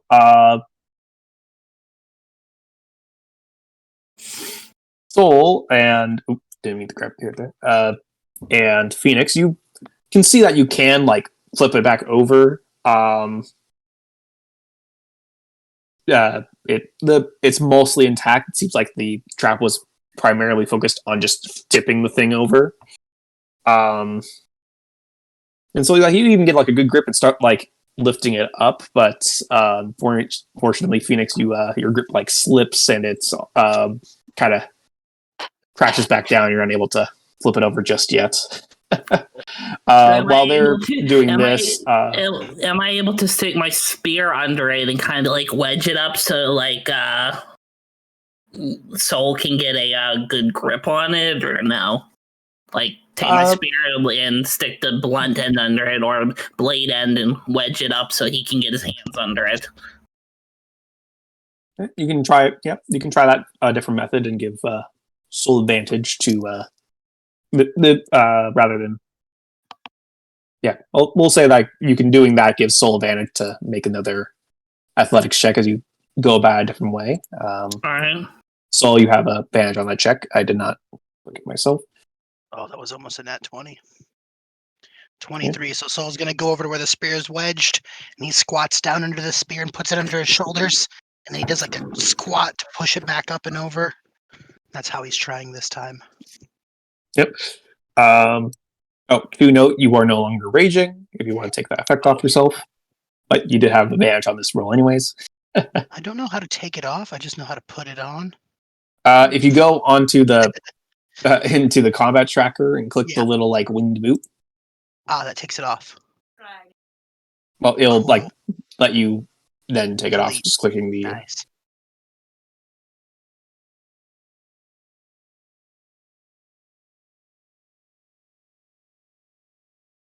Okay, there you go. But yeah, with that and going about a different way, you're able to, over the course of a couple minutes, get it righted and back onto the road. While they're doing this, and Ina and Zeta bring back the horse, Barnacle and Merritt, what are you two doing? Merritt is taking a look at this box. He kind of dropped it on the ground earlier when he was expecting to have to keep fighting. But he wants to take a closer look at this, see if he's seen it before, if it was something that was with us or that was in the muck, that kind of stuff. Give me a quick investigation check. You can see that Ralph is kind of rooting around trying to pick up his stuff that got tossed out of the cart. Well, I can't say I have good hopes. Yeah, no. He don't. Looking at it, yeah, pretty sure this was in the cart, but you don't know what it is. It just looks to be a metal locked box. What do you do for ammo? My bow went wide, so am I able to get it back? Yep, you'd be able to get the one bolt back. It's for non-magical ammo, it's half rounded up in my case.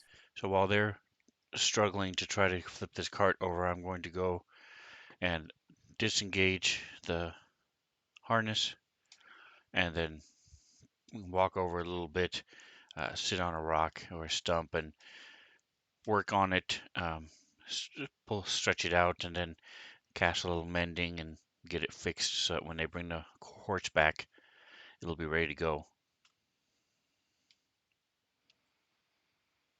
All right. Yep, and it is in need of some mending. It did kind of snap on the whole trap thing, but over the course of a couple castings of mending, you're able to fix it right up.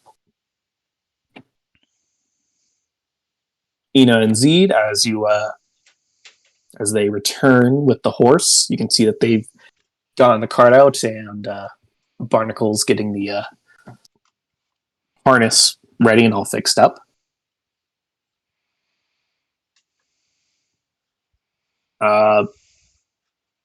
Merritt, as you're kind of sitting there looking at the box, Ralph does ask you after a moment of you fiddling with it to return the box to him and to help him, gather his stuff that fell into the muck out of the cart because while you're standing there. Oh yeah, sure thing, boss. Is just out of curiosity, is there something special about this box? They seem to want to take it and run away. Or maybe they just saw something and ran with it. I don't really know. I honestly couldn't tell you why, if they were specifically going after it, but that's my money box. Ah, yes, very important. I will give that right back to you then. Yes. And don't worry, you're still getting your payments and everything. Since we have the money. Oh, yeah. He's very glad that he chased that dude down. He doesn't want to do all this shit and then not get paid. Yep. So he's moving around and collecting boxes and like piling them up next to the trap because the cart's still being turned over and shit. All right. While you do so, I'm going to have you give me one more investigation check here. Oh. All the He's gonna go about investigation. 30 feet and just do a slow circle around while they're doing that stuff. Again, just riding the breeze, keeping an eye out. All right. Give me a quick perception check for Zed then. Phoenix, now that the cart's back up and running, he's just going to take a walk around the rest of the area and just look around and see if he sees anything unusual, like if he sees any more troglodytes poking in the water or anything along that lines, like anything unusual in the area. So, like behind the cart, he's just gonna walk around and just take a look at like the bobs and bits and see if he notices anything in the back. Okay. I'll call this also a perception check.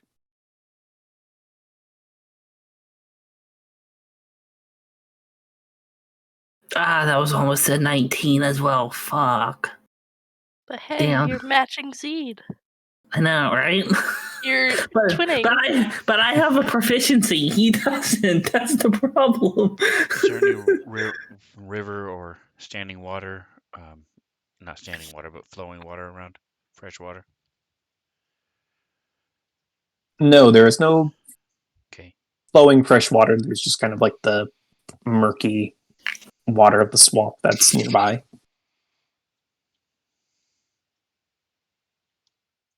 And this is what you find, Merritt.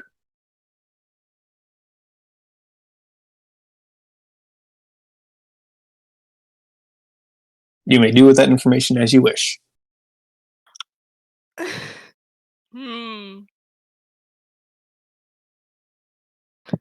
Does Ralph happen to be looking at him while he sees that? He's in the area, but he's also busy getting like other stuff that fell out, sacks, a food sack that looks like it's gotten covered in muck and stuff like that. So he's not looking directly at you, but he's in the area. Yeah, Merritt wants to try to pocket one. Okay, give me a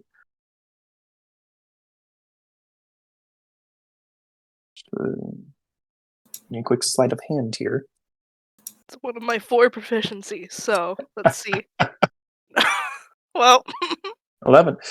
I tried. You would have inspiration, because I don't believe you've used it yet. I'm just realizing that you did not check yours off. Didn't know if I had inspiration. Yeah, I didn't know I had inspiration either. I guess sorry for not reiterating this at the top of the session, but I am doing inspiration similar to how Sven does, to where if you're here on time or before time, you would start your turn with one thing of inspiration. I did mention it briefly earlier when Sven asked a question about it, but I thought Sven like earned inspiration in like session 0 or something, and I didn't question it. You know what? Yeah, sure. I'll use inspiration. Now watch me roll worse. Let's see. Can I give Merritt my inspiration for her to roll again? You can do that. Alright, I'll give Merritt my inspiration for her to roll again. You don't even know what I'm trying to do, but I appreciate it. Yep. Oh my gosh, guys. This is pitiful, please. It's okay. He doesn't do good. It's okay. Let's just I think the 11. I think that's fine. So you go and you take out one as you're doing it, and you turn to see that Ralph had like just turned around and sees you holding holding one of the potions out of it. Oh, Ralph, it looks like a bunch of these broke in the fall, but it's okay. There's still some that are okay. And Give me he a persuasion or deception check. Your And you have a choice. little help from Zinlu in the chat. oh, that's Oh, good. For sure doing deception. yep. He absolutely was not trying to pocket one. It's fine. Everything's Well, okay. Nice. and Ralph seems to believe you wholeheartedly. It's like, oh, darn, those are how many broke? And he comes over to check it with you. You can see there was initially 6 potions in here, and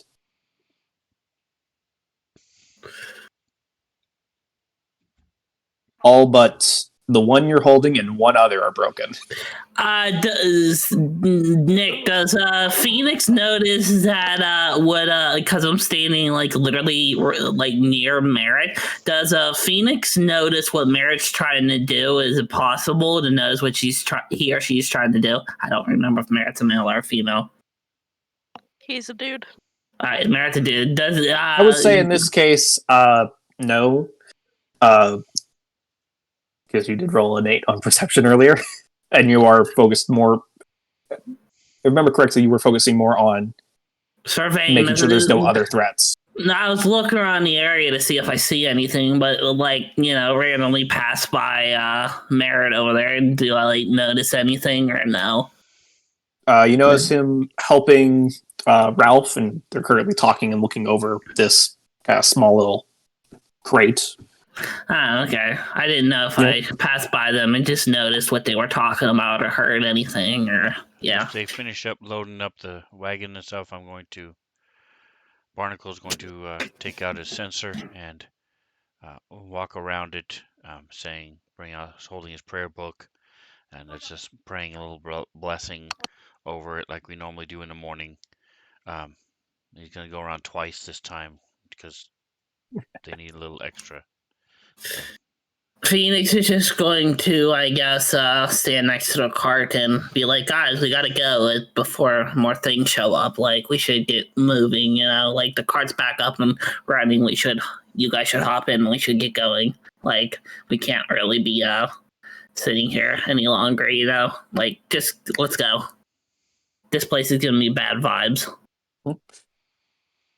Also, as you're all getting finished loading the carts and getting ready to go, which he does take back the the 2 remaining potions that were in there, Merritt. Yeah. Okay. But he fully believes you.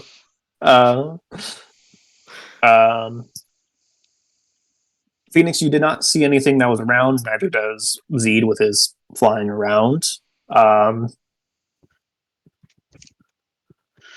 But the the trap that was triggered is still kind of there, and you're kind of working around it. Did anyone want to, before you guys take off? I guess a couple questions. Did anyone want to do anything involving the trap, or and what are you guys doing with the bodies? The bodies, the Phoenix is just going to suggest burning them because troglodytes. But then again, also we're in a boggy forest, so lighting a fire might not be a good idea. Oh yeah, that's smart. Phoenix is just going to find a way to see if he can disable the trap. See if the 2 of us can go search him. And we'll just drag him off the road. I don't care. The swamp. Phoenix is just going to sit there and disable it, try to see if he can fiddle with the trap to disable it or keep it from springing on other passerbys. So I'm just going to work my way over there and just pretty much be like, stand right there, be like, checking it out and seeing if he can disable it or disarm it or wedge a spear in some mechanical contraption to stop it. They're just watching him. As you're kind of looking over, as Soul and Barnacle, if Soul wants to, go and check the bodies and drag them off the road and whatnot. Phoenix, overseen by Marriage, but not helping, is looking at this trap, and you can tell that this is like a one-time. It doesn't automatically reset. It's a very primitive-looking trap, kind of mostly made out of bone and some wood and such. It did have a weight kind of trigger to it. If it had enough weight to it, triggered. All right. Well, I think Phoenix, essentially, if he's not going to, if the trap isn't going to, he figures out that the trap isn't going to function anymore, set off again, he's just going to leave it as is and go help Barnacle carry the bodies off. Barnacle and Soul carry the bodies off the side of the road and search them. Line them up and search them. Okay. I will say, even on an 8, you do find kind of wedged, in this little pocket that's kind of underneath the contraption, that what looks to be this this stone that's been painted red. That's roughly the size of a baseball, and it's smooth. Am I able to pick it up, or is it part of the contraption?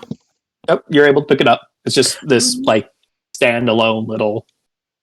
All right. I'm going to pick it up and put it in my backpack. I guess just my backpack, just to maybe take it somewhere, because it might be a gem, or it might be something we can use or sell. So I'm just gonna pocket it and put it in my backpack, or a pocket that I have attached to my armor, and pretty much just leave it there until we get to said city and talk to the group about what's our best course of action with it.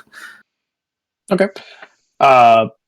It's probably just as bad as some of the other stuff you put into your. All right. With that, Soul and Barnacle, these guys do not have much on them. You do find this dirty, tattered, kind of everywhere jerkin little thing that was on one of the trogs, one that Barnacle was very aware of.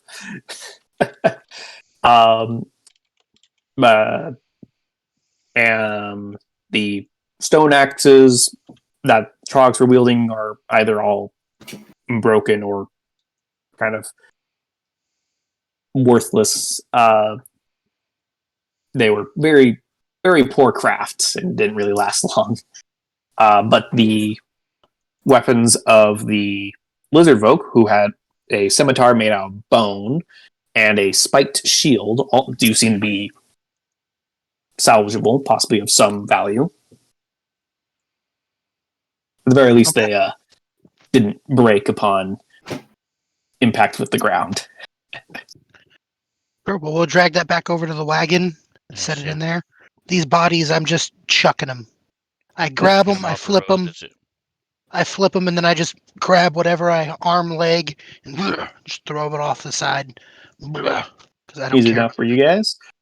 I will say both Soul and Barnacle, you guys notice when you drag the lizard folk body off that he has what looks to be a tattoo of a heart, like a realistic heart, over his chest. Huh. It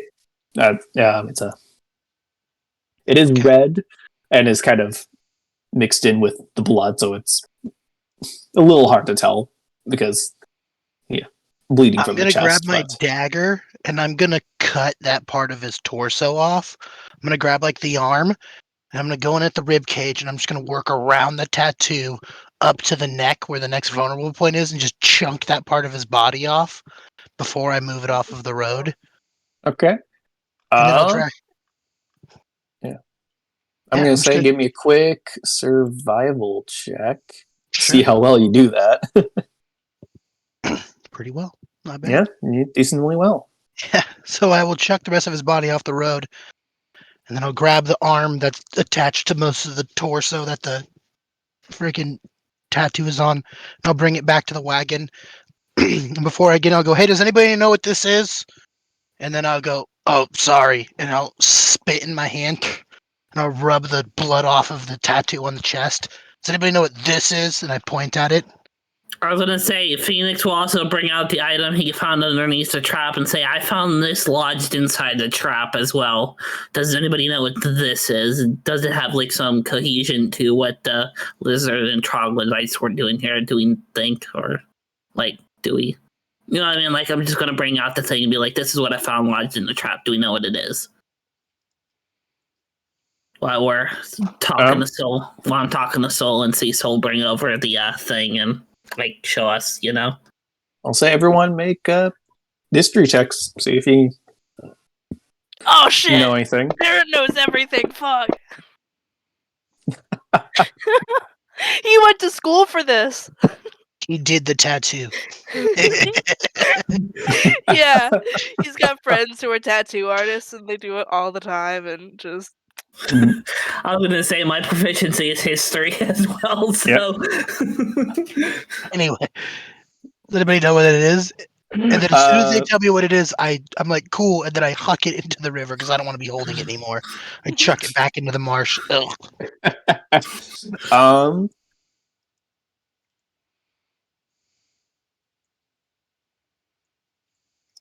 So we got some pretty high rolls. I will say Barnacle, Phoenix, Ina, and Merritt. Though your sources where you might have got knowledge vary. You do know that heart symbols kind of like this can tend to mean something culty. Possibly something necromancy related or undead related. As for what the specific symbol pertains to, it's a little hard to tell from the from this tattoo. Before he tosses it aside, looking at it a little close, at some of the detail to the tattoo, it does look like it's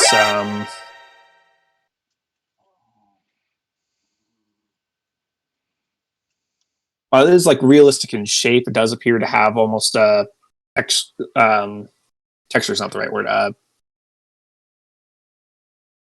Line design that makes it appear like it has a texture for a tattoo. That makes it look a little bit, shading lines that make it look a little bit more rough. Like it's possibly like a stone, or with your guys' high rolls, might looks to be like a crystallized heart.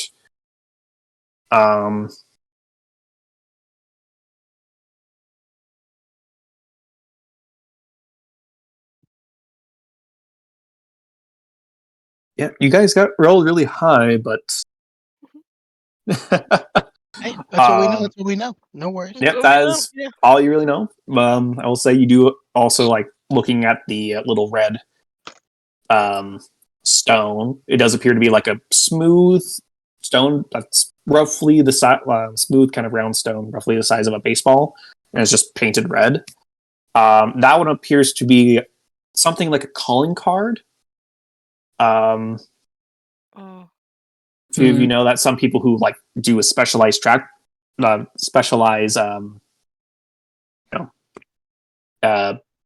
abilities or specialized craft, will occasionally leave like a little calling card, either like etched into whatever they make or possibly with it. And kind of looking over at the trap, it does appear to be like this. While it looks primitive from the materials, it had a fairly significant or fairly elaborate design to be able to pull off such a feat. So this is probably a calling card of whoever made it. It is just a regular stone that is painted red. Still might want to hang on to it to see if to compare it to something in the future. Yeah. Merritt says, though also not offering to take it. You He's want to like, hold the yeah, rock? you should hold on to the rock. It could be important later. Yeah, I'm just going to hand the rock to whoever wants it and can hold on to it and keep it because me personally in Phoenix, the way Phoenix thinks, he would think that if the guy with the red heart tattoo on his chest is that soul cutoff is put in this red rock here, I would think it would be something to match. So we might be able to, how you say, get it looked at and see if anybody in a historic or I guess Adventures Guild or something along those lines would know specifically whose calling card or where this item would be normally found, and that would narrow our search down per se, if that makes sense. So I guess whoever wants it, Phoenix just will be like, here, take it, and we can sort it out later. Right now, we need to get moving because it. Do we know what time it is? How long did the fight take, Nick? The fight took 4 rounds, I'm talking so about it took time-wise. less than a minute. Less than a minute. All right. Well, A round is roughly 6 seconds. There was a lot of Took us people, so it took a longer. while. It took us Okay. longer to flip the cart. Yes, Okay, it took you longer to flip the cart than to deal with all Okay, the well, well, do we know what time it is specifically? Do we have a time? Like, is it evening, morning, afternoon? It's kind of like It is a little after 1 in the or 1 in the afternoon. All right, so Phoenix is just gonna say, I suggest we get moving. I want lunch, and lunch does sound good right about now. So I suggest we get moving and do stuff. And along the way, Phoenix is just Second going lunch. to, yeah, second one. Phoenix is just going What about to. 11 Cs? Nah, 11 C's is too good. 11 C's is yeah, no. All right. So as you guys get back into the cart and start taking off down the road, I threw into the party sheet what y'all found. Does anyone want any of these things? We got a bone scimitar. I will take the spiked shield because I do have the ability to use shields with my class, so I will take the spiked shield. That will come in handy for me personally in my fighting style of protection. So this shield can be kind of used as a weapon in addition to being a shield. Okay, so it has like a bash ability basically. Yeah. Yeah. You can spike them with spikes. With a two-handed weapon though, with a pole arm. Just keep that in mind. You can't do them both. Yeah, I know, but I can use with my class a spear and a shield at the same time, so I can stab and hit with my shield at the same time. Is that correct, Nick? There'll be 2 separate attacks, but yep, you can one-hand a spear, which does count for your polearm master. Yeah, that's what I'm saying. So I could use the spear and shield and cohesion, right, as a dual attack when I have to roll 2 separate attacks. That would be 2 separate attacks, and that would be a part of like an attack action. So when you get multi-attack, you can make a shield spear attack as your 2 attacks. Okay, I was just wondering if I could multi-attack off the start. I have to wait till I subclass. Or yeah, would have to wait till you get that from your class. You could essentially it's just another weapon that you can attack with. All right. Real quick, Rob decided to join us with a raid of 3. Appreciate you guys stopping in, saying hi. No. Welcome to the stream. Alrighty, then who? Nick, it's not allowing me to DM you on the chat box thing. It doesn't pop up for me to DM you. /W space GM. In capital? /W space GM. And then type your message. And then you should be able to send it to me. If not, oh, there's nothing. You can also right-click the dice tower, and there's a option for Whisper to GM that pops up, and it'll type that Right in. click. Yeah. I didn't know that. Good to know. All right. Nice. Does anyone want to take the bone scimitar? It's a regular scimitar, but made out of bone instead of metal. Which is coincidentally way more metal than a metal weapon. Well, if no one else wants it, then we'll take it because it is a weapon that she would actually use. Because screw metal. What is an everywhere jerkin? So it's just like a little. If I remember correctly, a jerkin's like a little vest thing. Yes. If you click It's the little just, button, and it's for. it'll show you. Yeah. See the little square next to it? Yes. Yeah, click that. Has a little Read it. description. Yeah, I don't know what a It's really jerkin is. That's what it says. It's a jerkin. Okay, what the fuck is a jerkin? It's like a vest. Yeah, it's a type of vest. Like what Okay, a cool. blacksmith would wear, the big leather vest. That's an apron, not a jerkin. No, below the apron is the jerkin the blacksmith would wear. Oh, okay, cool. Anyway, I was just like, I don't know what everywhere jerkin is. It sounds like a condition someone has. We I gotta mean, watch. hey, as We gotta long as watch It's you're not just a Sisters jerking Around jerkin off. for Kids' everyday everywhere wear. jerkin. It's just a I, jerkin for everyday wear, and jerkin every day. Um, Anyway, I this one grabbed in the redstone, particularly is very dirty, very smelly. It is partially torn. but it's But it's jerkin a stuff. jerkin for everyday wear. I, however, have to go, guys. I will catch you later. Real life stuff, emergency. So, Oh no. Yep. Good luck. yep. Yep. So, Take care. Catch you later. Yep. Catch you later. Yep. All right. So yeah, I grabbed the redstone and I start tossing it up in the air like it's a little ball, and then I jump back into the back of the wagon. Did any? I think Ina, you said you were interested in the bone scimitar. Yeah. Thank you. Yes. And did anyone want to take this jerkin? I mostly threw it in there for kicks. It was funny. I like it. Merritt will not even touch it. He doesn't even want to look at it. Like it's just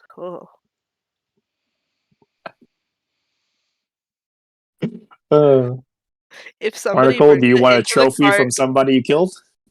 if somebody brings it in the cart, he will give them a dirty look. Like Hey, matches. No, I have no interest in the jerkin. It's too big for me anyway. Yep. All right. Sounds like no one really wants it, so I'll just get rid of it.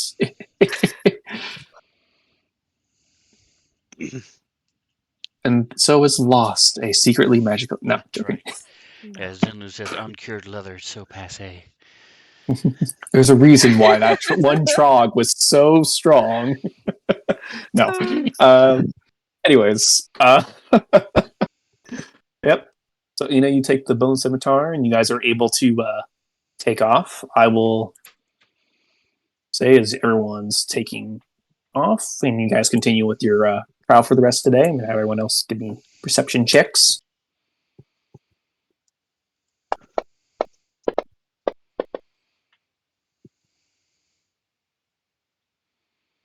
Uh,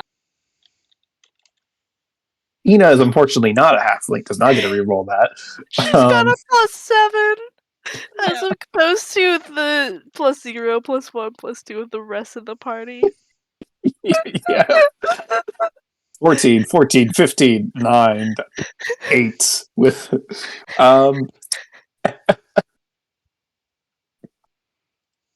yeah. It just comes from being inside the cart. We're a little bit higher, we can see better. She's busy digging through her bag, like organizing her things.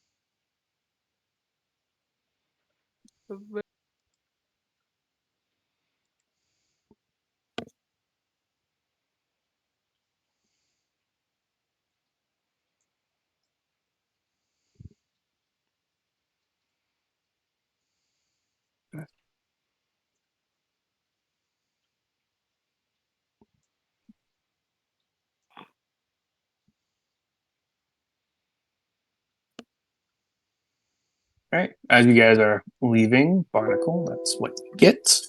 And you guys continue on your merry way, or not so merry way. The wagon is very dirty. All the stuff Much in to it's very Merritt's dirty. chagrin. Yeah. He unfortunately does not know prestidigitation, or else he would be cleaning that shit.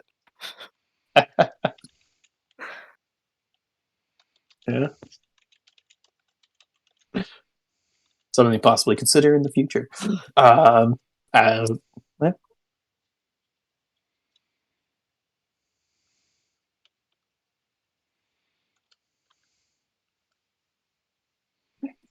So Soul will reach back into his bag and grab another potato. Kind of dust it off on his shoulder a little bit, blow it, and then start chewing on the potato again. How many of those do you have? Oh, I got a bunch of potatoes in here. I love them. They're real cheap. They're just amazing little vegetables. They're so great. You're just not cooking them, just no seasoning, just potato? Yeah, no, if you cook a potato, all the water gets out of it. So potatoes are 80% water. So if you eat it raw, it's really good for you. It's actually got lots of vitamin C in it, antioxidants. It's got more potassium than bananas. It's great for your heart. You know, there's 100 different kinds of potatoes. These are just Like boring old brown ones, but there's 100 types of potatoes. red ones and yellow ones and purple ones. He knows Well, the names of those different potatoes. So as you say them, he's like, red ones, oh yeah. And then he starts saying what type of potato that is. Oh, man knows a lot about potatoes. Well, oops. I'll keep you in mind next time I need to know things about potatoes, or next time I'm making a stew. Yeah. Ah, As you I guys don't are know. having this conversation, Ralph, who was a bit like got a bit withdrawn after the whole ordeal, starts chuckling, and then gets back to his old usual jolly self. Um, yeah, Yeah, your I used to be a potato farmer, so I'm real familiar with potatoes and other ground crops, but potatoes were our forte. I've eaten tons of these and kind of just stuck with me. Do you know you can even get sick from eating potatoes? Yes. uh, Ah, the rest of your journey for the day goes by uneventfully. You do have to camp for the night. Um, but Ralph does inform you guys that you guys should be arriving around, just in time for a hot lunch tomorrow. Um, as you guys, camp down for the night. Do you guys take watches or Yes. um, or not? Who knows? Yes. If so, who is taking first watch? Thing. Uh, Merritt will take the first watch so he can sleep through the rest of the night. Yeah, Barnacle will Fair take the enough. last watch. so All we'll right. go. So we'll go second to last, and he'll just stay up. He has a workout routine he does in the morning, so he'll wake up Merritt or whoever is last, and Barnacle. he'll start doing his workout routine as the sun is cracking up. It's All right. very distracting. I'll say with 6 of you guys, you can double up and have 2 people on a watch and break it into 3 watches if you want, or you can That's each take an perfect. individual watch. Then I will join the last watch.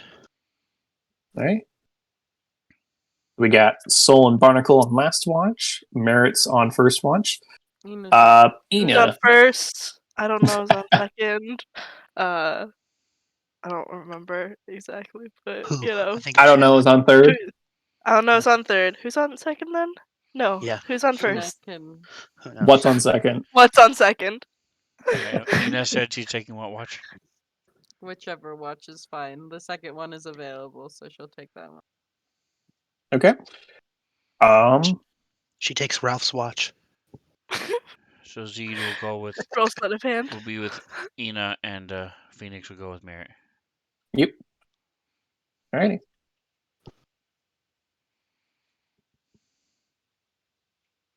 So the Merritt, last one, the last give watch is me. just. You were saying? Oh no, I was just going to more role playing to buy time. Okay. We'll get back to that in just a second.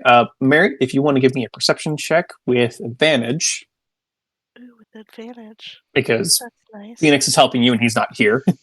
He still will help you, Oh, though. still a straight roll, so 2 6s. it was meant to be a 6. Regardless, your watch passes by uneventfully Yeah, as he's the spending sun his starts to watch set. he's washing his clothes, like trying to get like some of that Mhm. grime off of it from the icky swamp, and trying not to remember how bad those things smelled. Yeah. Your watch comes to an end as darkness takes the sky. Wake up the next people, and our only person with dark vision goes to sleep.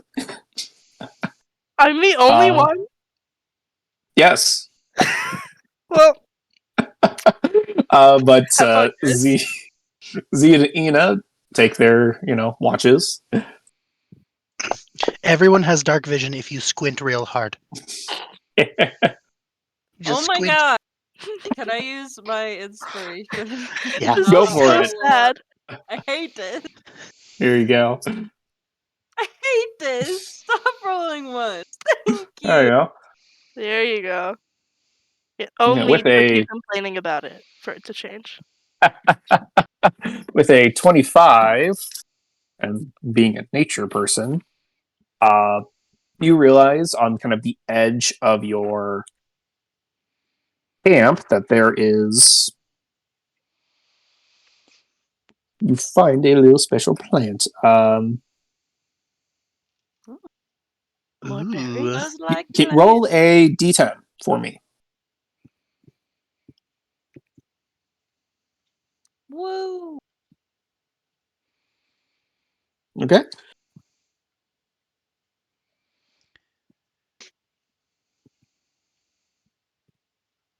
You find a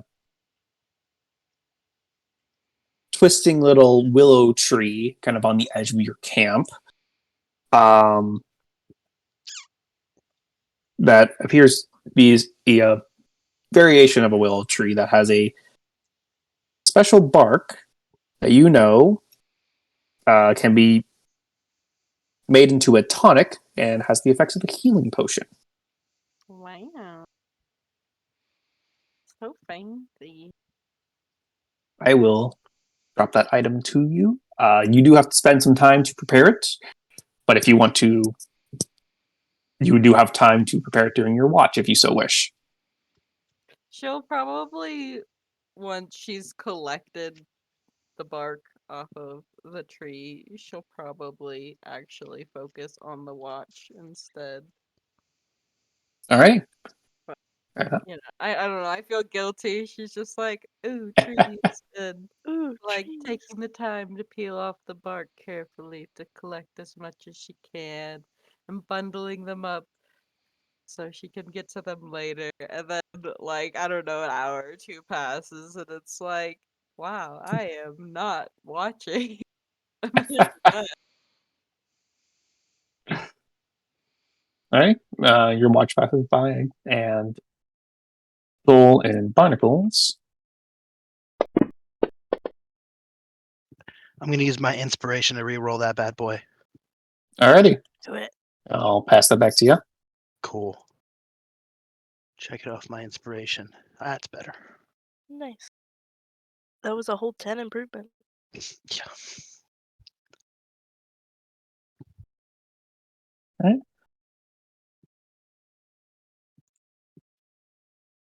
So during my watch, because it is the last watch, I'm doing calisthenics at the early part to not wake people up. And then I do push-ups and stuff like that. And then after that, I am shadow boxing against this tree. and then I'm doing light sprints between 20, 30-yard sprints away from the camp, 20, 30-yard sprints back to the camp. That's what I'll be doing for my watch. All right. Barnacle doing anything special during your watch? Yes, Barnacle's similar to what he did yesterday. Just trying to pray. He is watching as well, but I'm also going around taking my sensor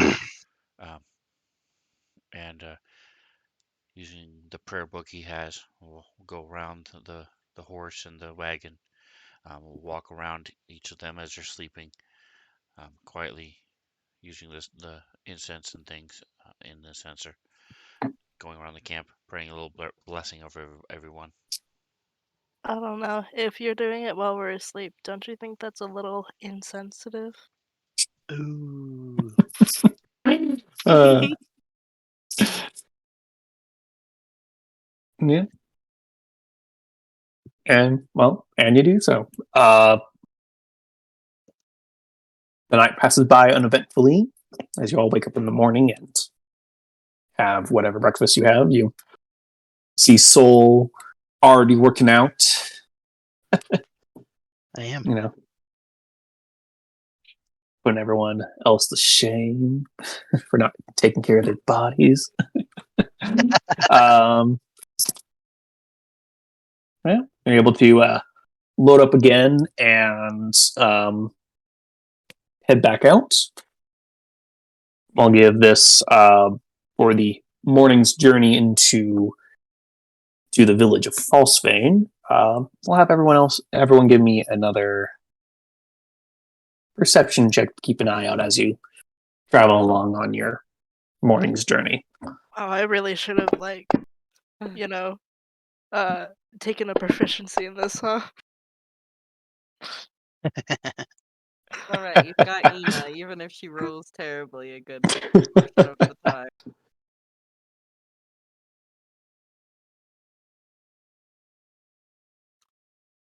Oh, and sorry, Nick, I did forget to mention this, but either during her watch or before she went to sleep, before her watch, she would have used one of her spell slots to cast Goodberry again.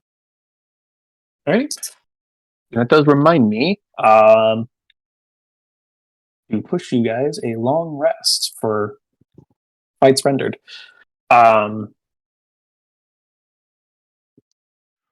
How many berries does Goodberry make? I believe it's 10. Did you forget to say we level up? Yeah. Unfortunately, not quite yet. But now you guys, no. No, you guys do not level up just yet. It was a hardy fight, but there's also not quite just yet. Ina, if you for your berries, if you just want to make an effect of how many berries you have and put that on your character, just to indicate that you have them. I've never made an effect before, so. Oh, I can do it real quick if you want. I'm sorry. I'll just nope, totally all right. How many good berries does it says the spell make? 10. Up to 10? I don't know if it's like I don't know. Roll a d20. It can be more than 10. So the good Roll berry does have a Rob's. Oh, is it coded? Coding effect has the healing of 1, then it would just be a matter of adding it as how many she has. Put a 10. Yep. There you go. Oh, nice. So if you want to, you can make less, apparently. Yeah, but what? Why? I don't know how to. Oh, I did not apply it to self. I will. Okay, now it should automatically apply to yourself when you click the button. What? There we go. You have 10 berries. I I don't know how to edit this at all. It's fine. We'll figure it We can go over that.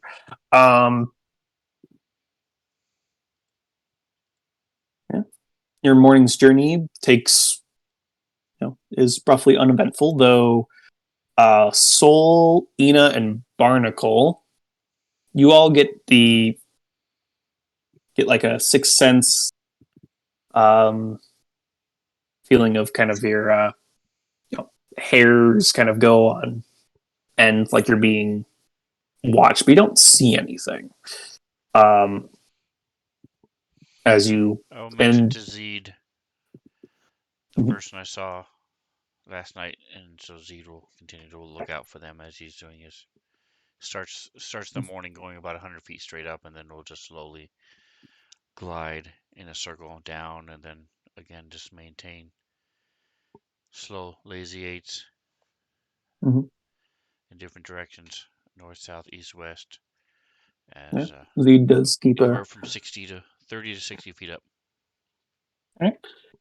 And Z keeps a lookout with a bird's eye view, but fortunately he gets into an altercation with a regular bird in the air at one point and distracts him. That's awesome. Yeah, he needs to get better. I'm shocked. Z, We what don't does have your better bird perception. eyes see? Nothing. um, He's an Aarakocra, but he yeah. still fucks around with seagulls. Like he's being bullied by pigeons and things like that. Kendrick did say he's a bit of bird brain. I mean, seagulls are mean. Like, I don't know about you, but um, yeah. Other than that, that feeling you kind of have seems to grow as you get closer and closer to the village.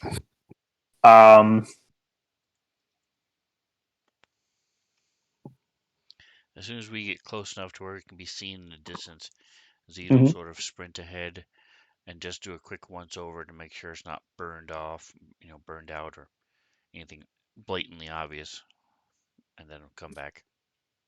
Right. that there's life in the village. Yeah. This one more perception check from Z just to see if he anything if he can redeem himself. He cannot. No, The buildings are he still got the there. same thing. He's Yep, consistent. he's consistently yes. Good old reliable 5. There are buildings down there, and they get their damn bird. It's coming at you again. Z gets a quick snack.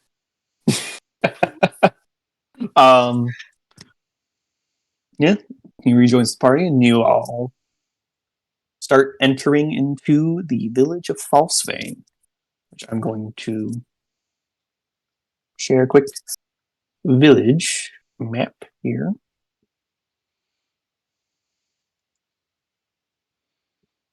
I know Wow. it does say village of Orlane at the bottom, but this is the village of Falsefane. I'm just using this map for it. I know it says Uh, this, but ignore it. You didn't see that. your eyes are wrong. It's clearly said. It clearly says. Clearly says. Uh,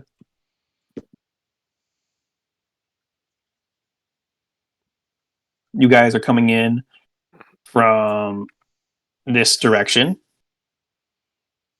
You start entering into the village. Wow. And then we level up, right? Not when you immediately set foot into the village, but you have a bounce in your step. I'll say that. A little pep. Yeah. Well, Merritt's not walking; he's riding, so maybe he's just tapping his foot along. Who knows? He's Um, humming a little tune because nobody wants to talk to him anymore.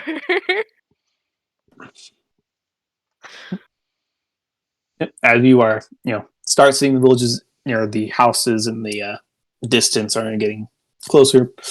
Rob was like, lets out a little like sigh of relief. He's like, it is so good to be home. But at the same time, really hope more people aren't acting weird.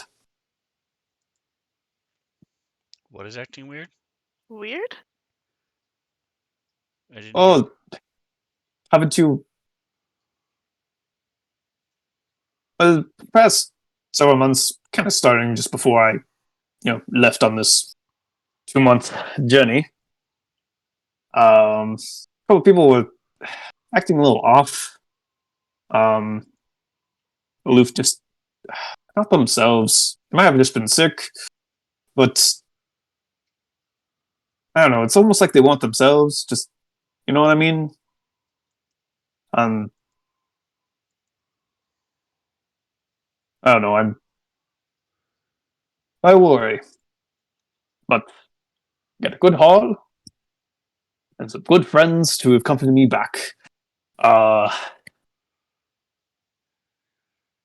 I can't wait for me wife's fresh stew. Longing for home. Uh, Alrighty. We'll stop by the inn up here and get you guys paid, and well, you can then be on your way for whatever or not you want. What is that large building over there, off in the distance, over on the hill, past the lake? Oh, that's our temple of Merlane. Our religious temple. Not to brag, but it's pretty nice. Uh, building made out of limestone that we've you know got brought over by the church from Port Belhaven. Well, long time back. Around it was one of the first buildings we actually got erected here. Back when we established the village. My house is actually just down the hill from that place over there.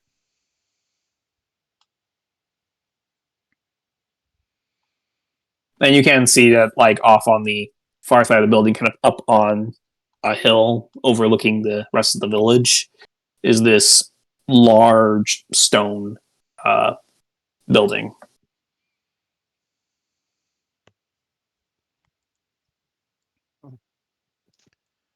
Okay.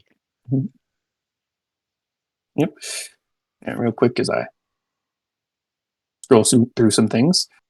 And Zed will come and land it, and get into the wagon, so as not to be too off-putting to people who may not be aware of Aarakocra as much. There's a fence post he can land on. It's on the map.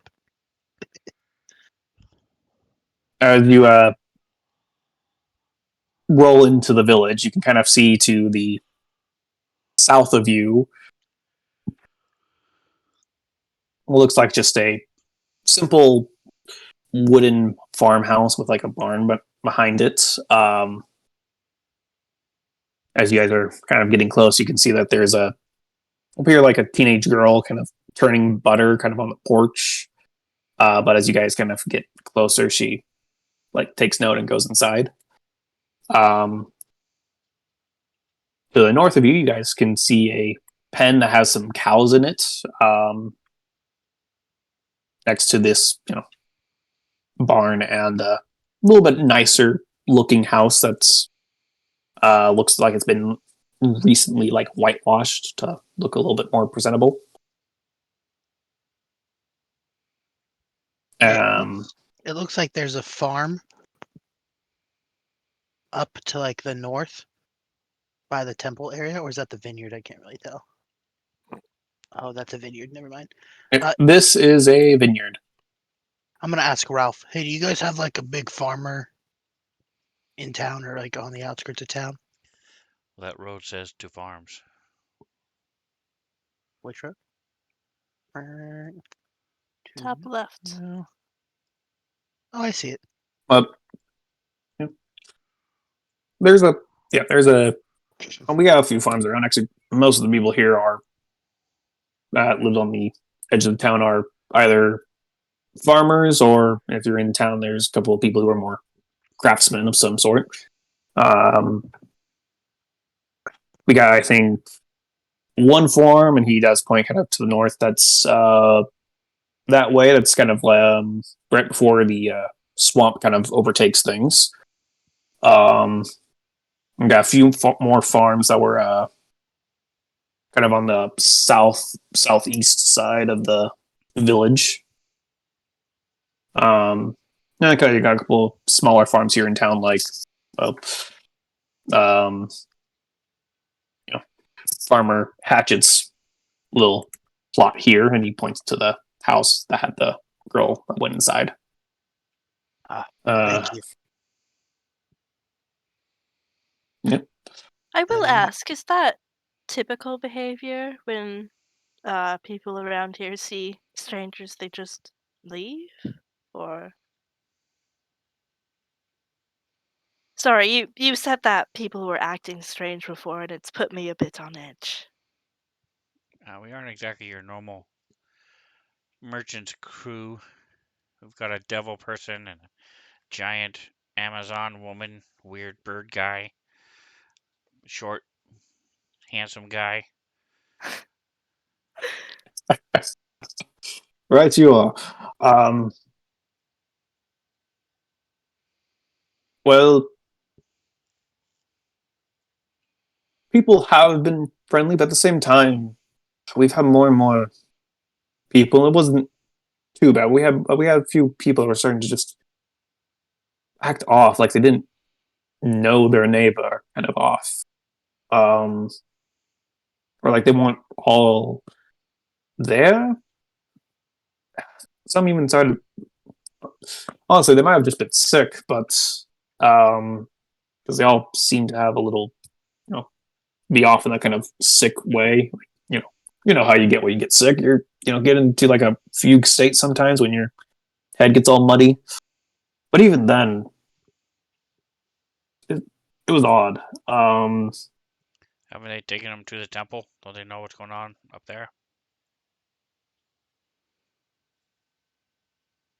Well, I would hope so.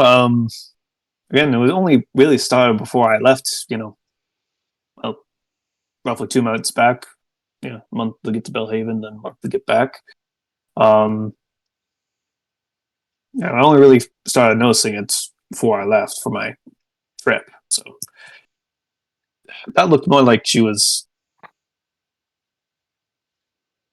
No offense, you're a great conversationalist, Matt, but you and well, we don't get a lot of people like you or big lady over here or Zed. As he's like takes a moment to take in Zed perched on the wagon.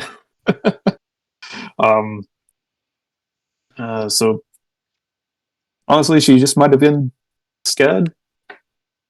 Sorry, you'll find people who are even more superstitious than me out here.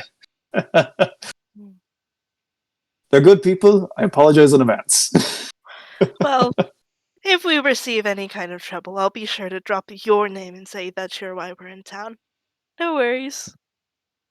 I'm sure that'll go over just nicely. Yeah, for And if sure there's won't. any, and if you have any real trouble, just and he points to this other kind of smaller building that's you guys are passing as you kind of come to this intersection. Feel free to go to the constable. He's a right honorary old bastard, but he gets the job done when really needs to.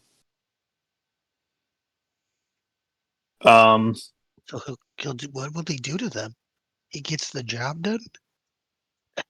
Hey, this He person's keeps the looking at me peace. weird. Oh, He keeps the I peace. see.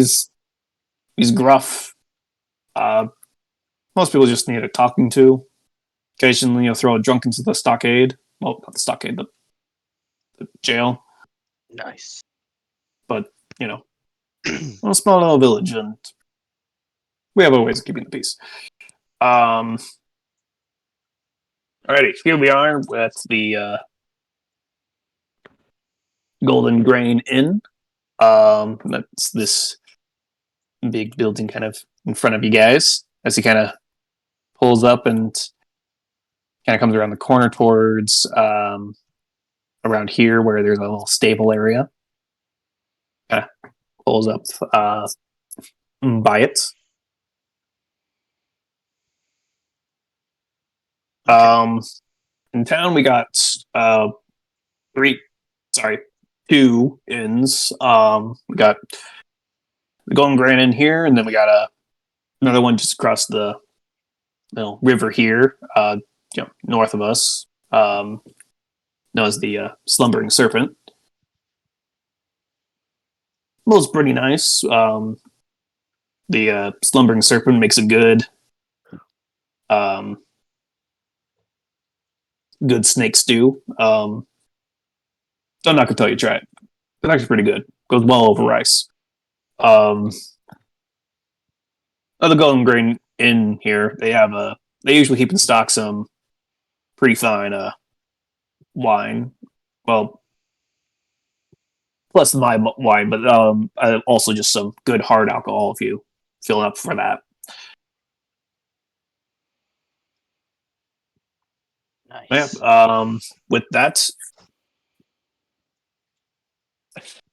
sure. Right, payment. You'll be wanting your payment. As agreed, this totals out for our journey to 15 gold for each of you guys. But you guys sure were worth all of it.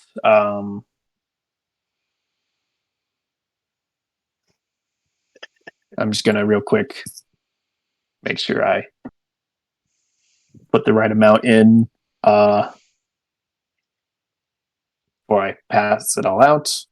This should also go to. Wait. It'll go to whatever's on the main page. We can't see the main page of the party sheet. Oop, put in the wrong amount. Just type that again. That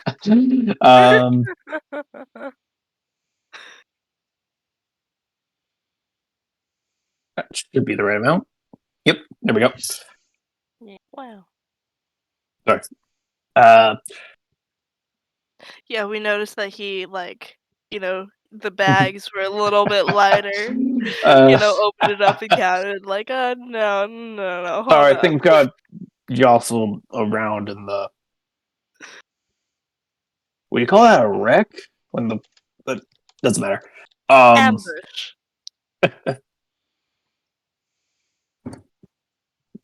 I'll use that going forward. But again, I am very thankful for what you guys all did. I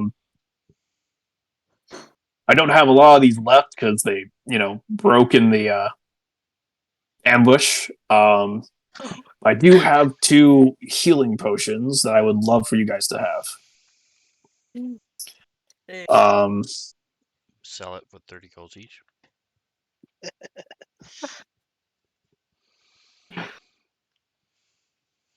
Yeah.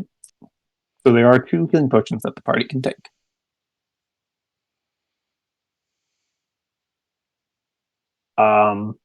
And with that, he will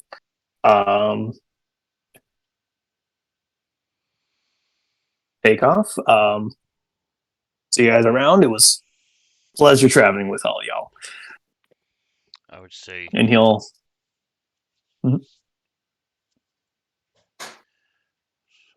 Soul, you should. I think you should have one, since you're going to be doing most of the fighting. Maybe the other one, or I can take it. If you do offer the potion to Ina, she will decline you. She'll wave you off and try to Maybe get even someone Zed, else. because he's going to be hand to hand all the time.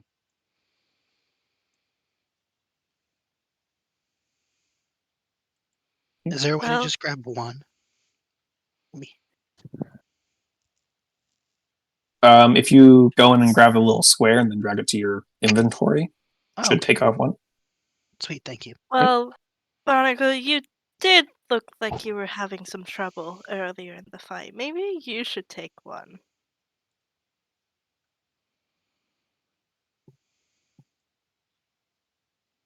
I say, because I used 2 boosts of healing on you. Uh,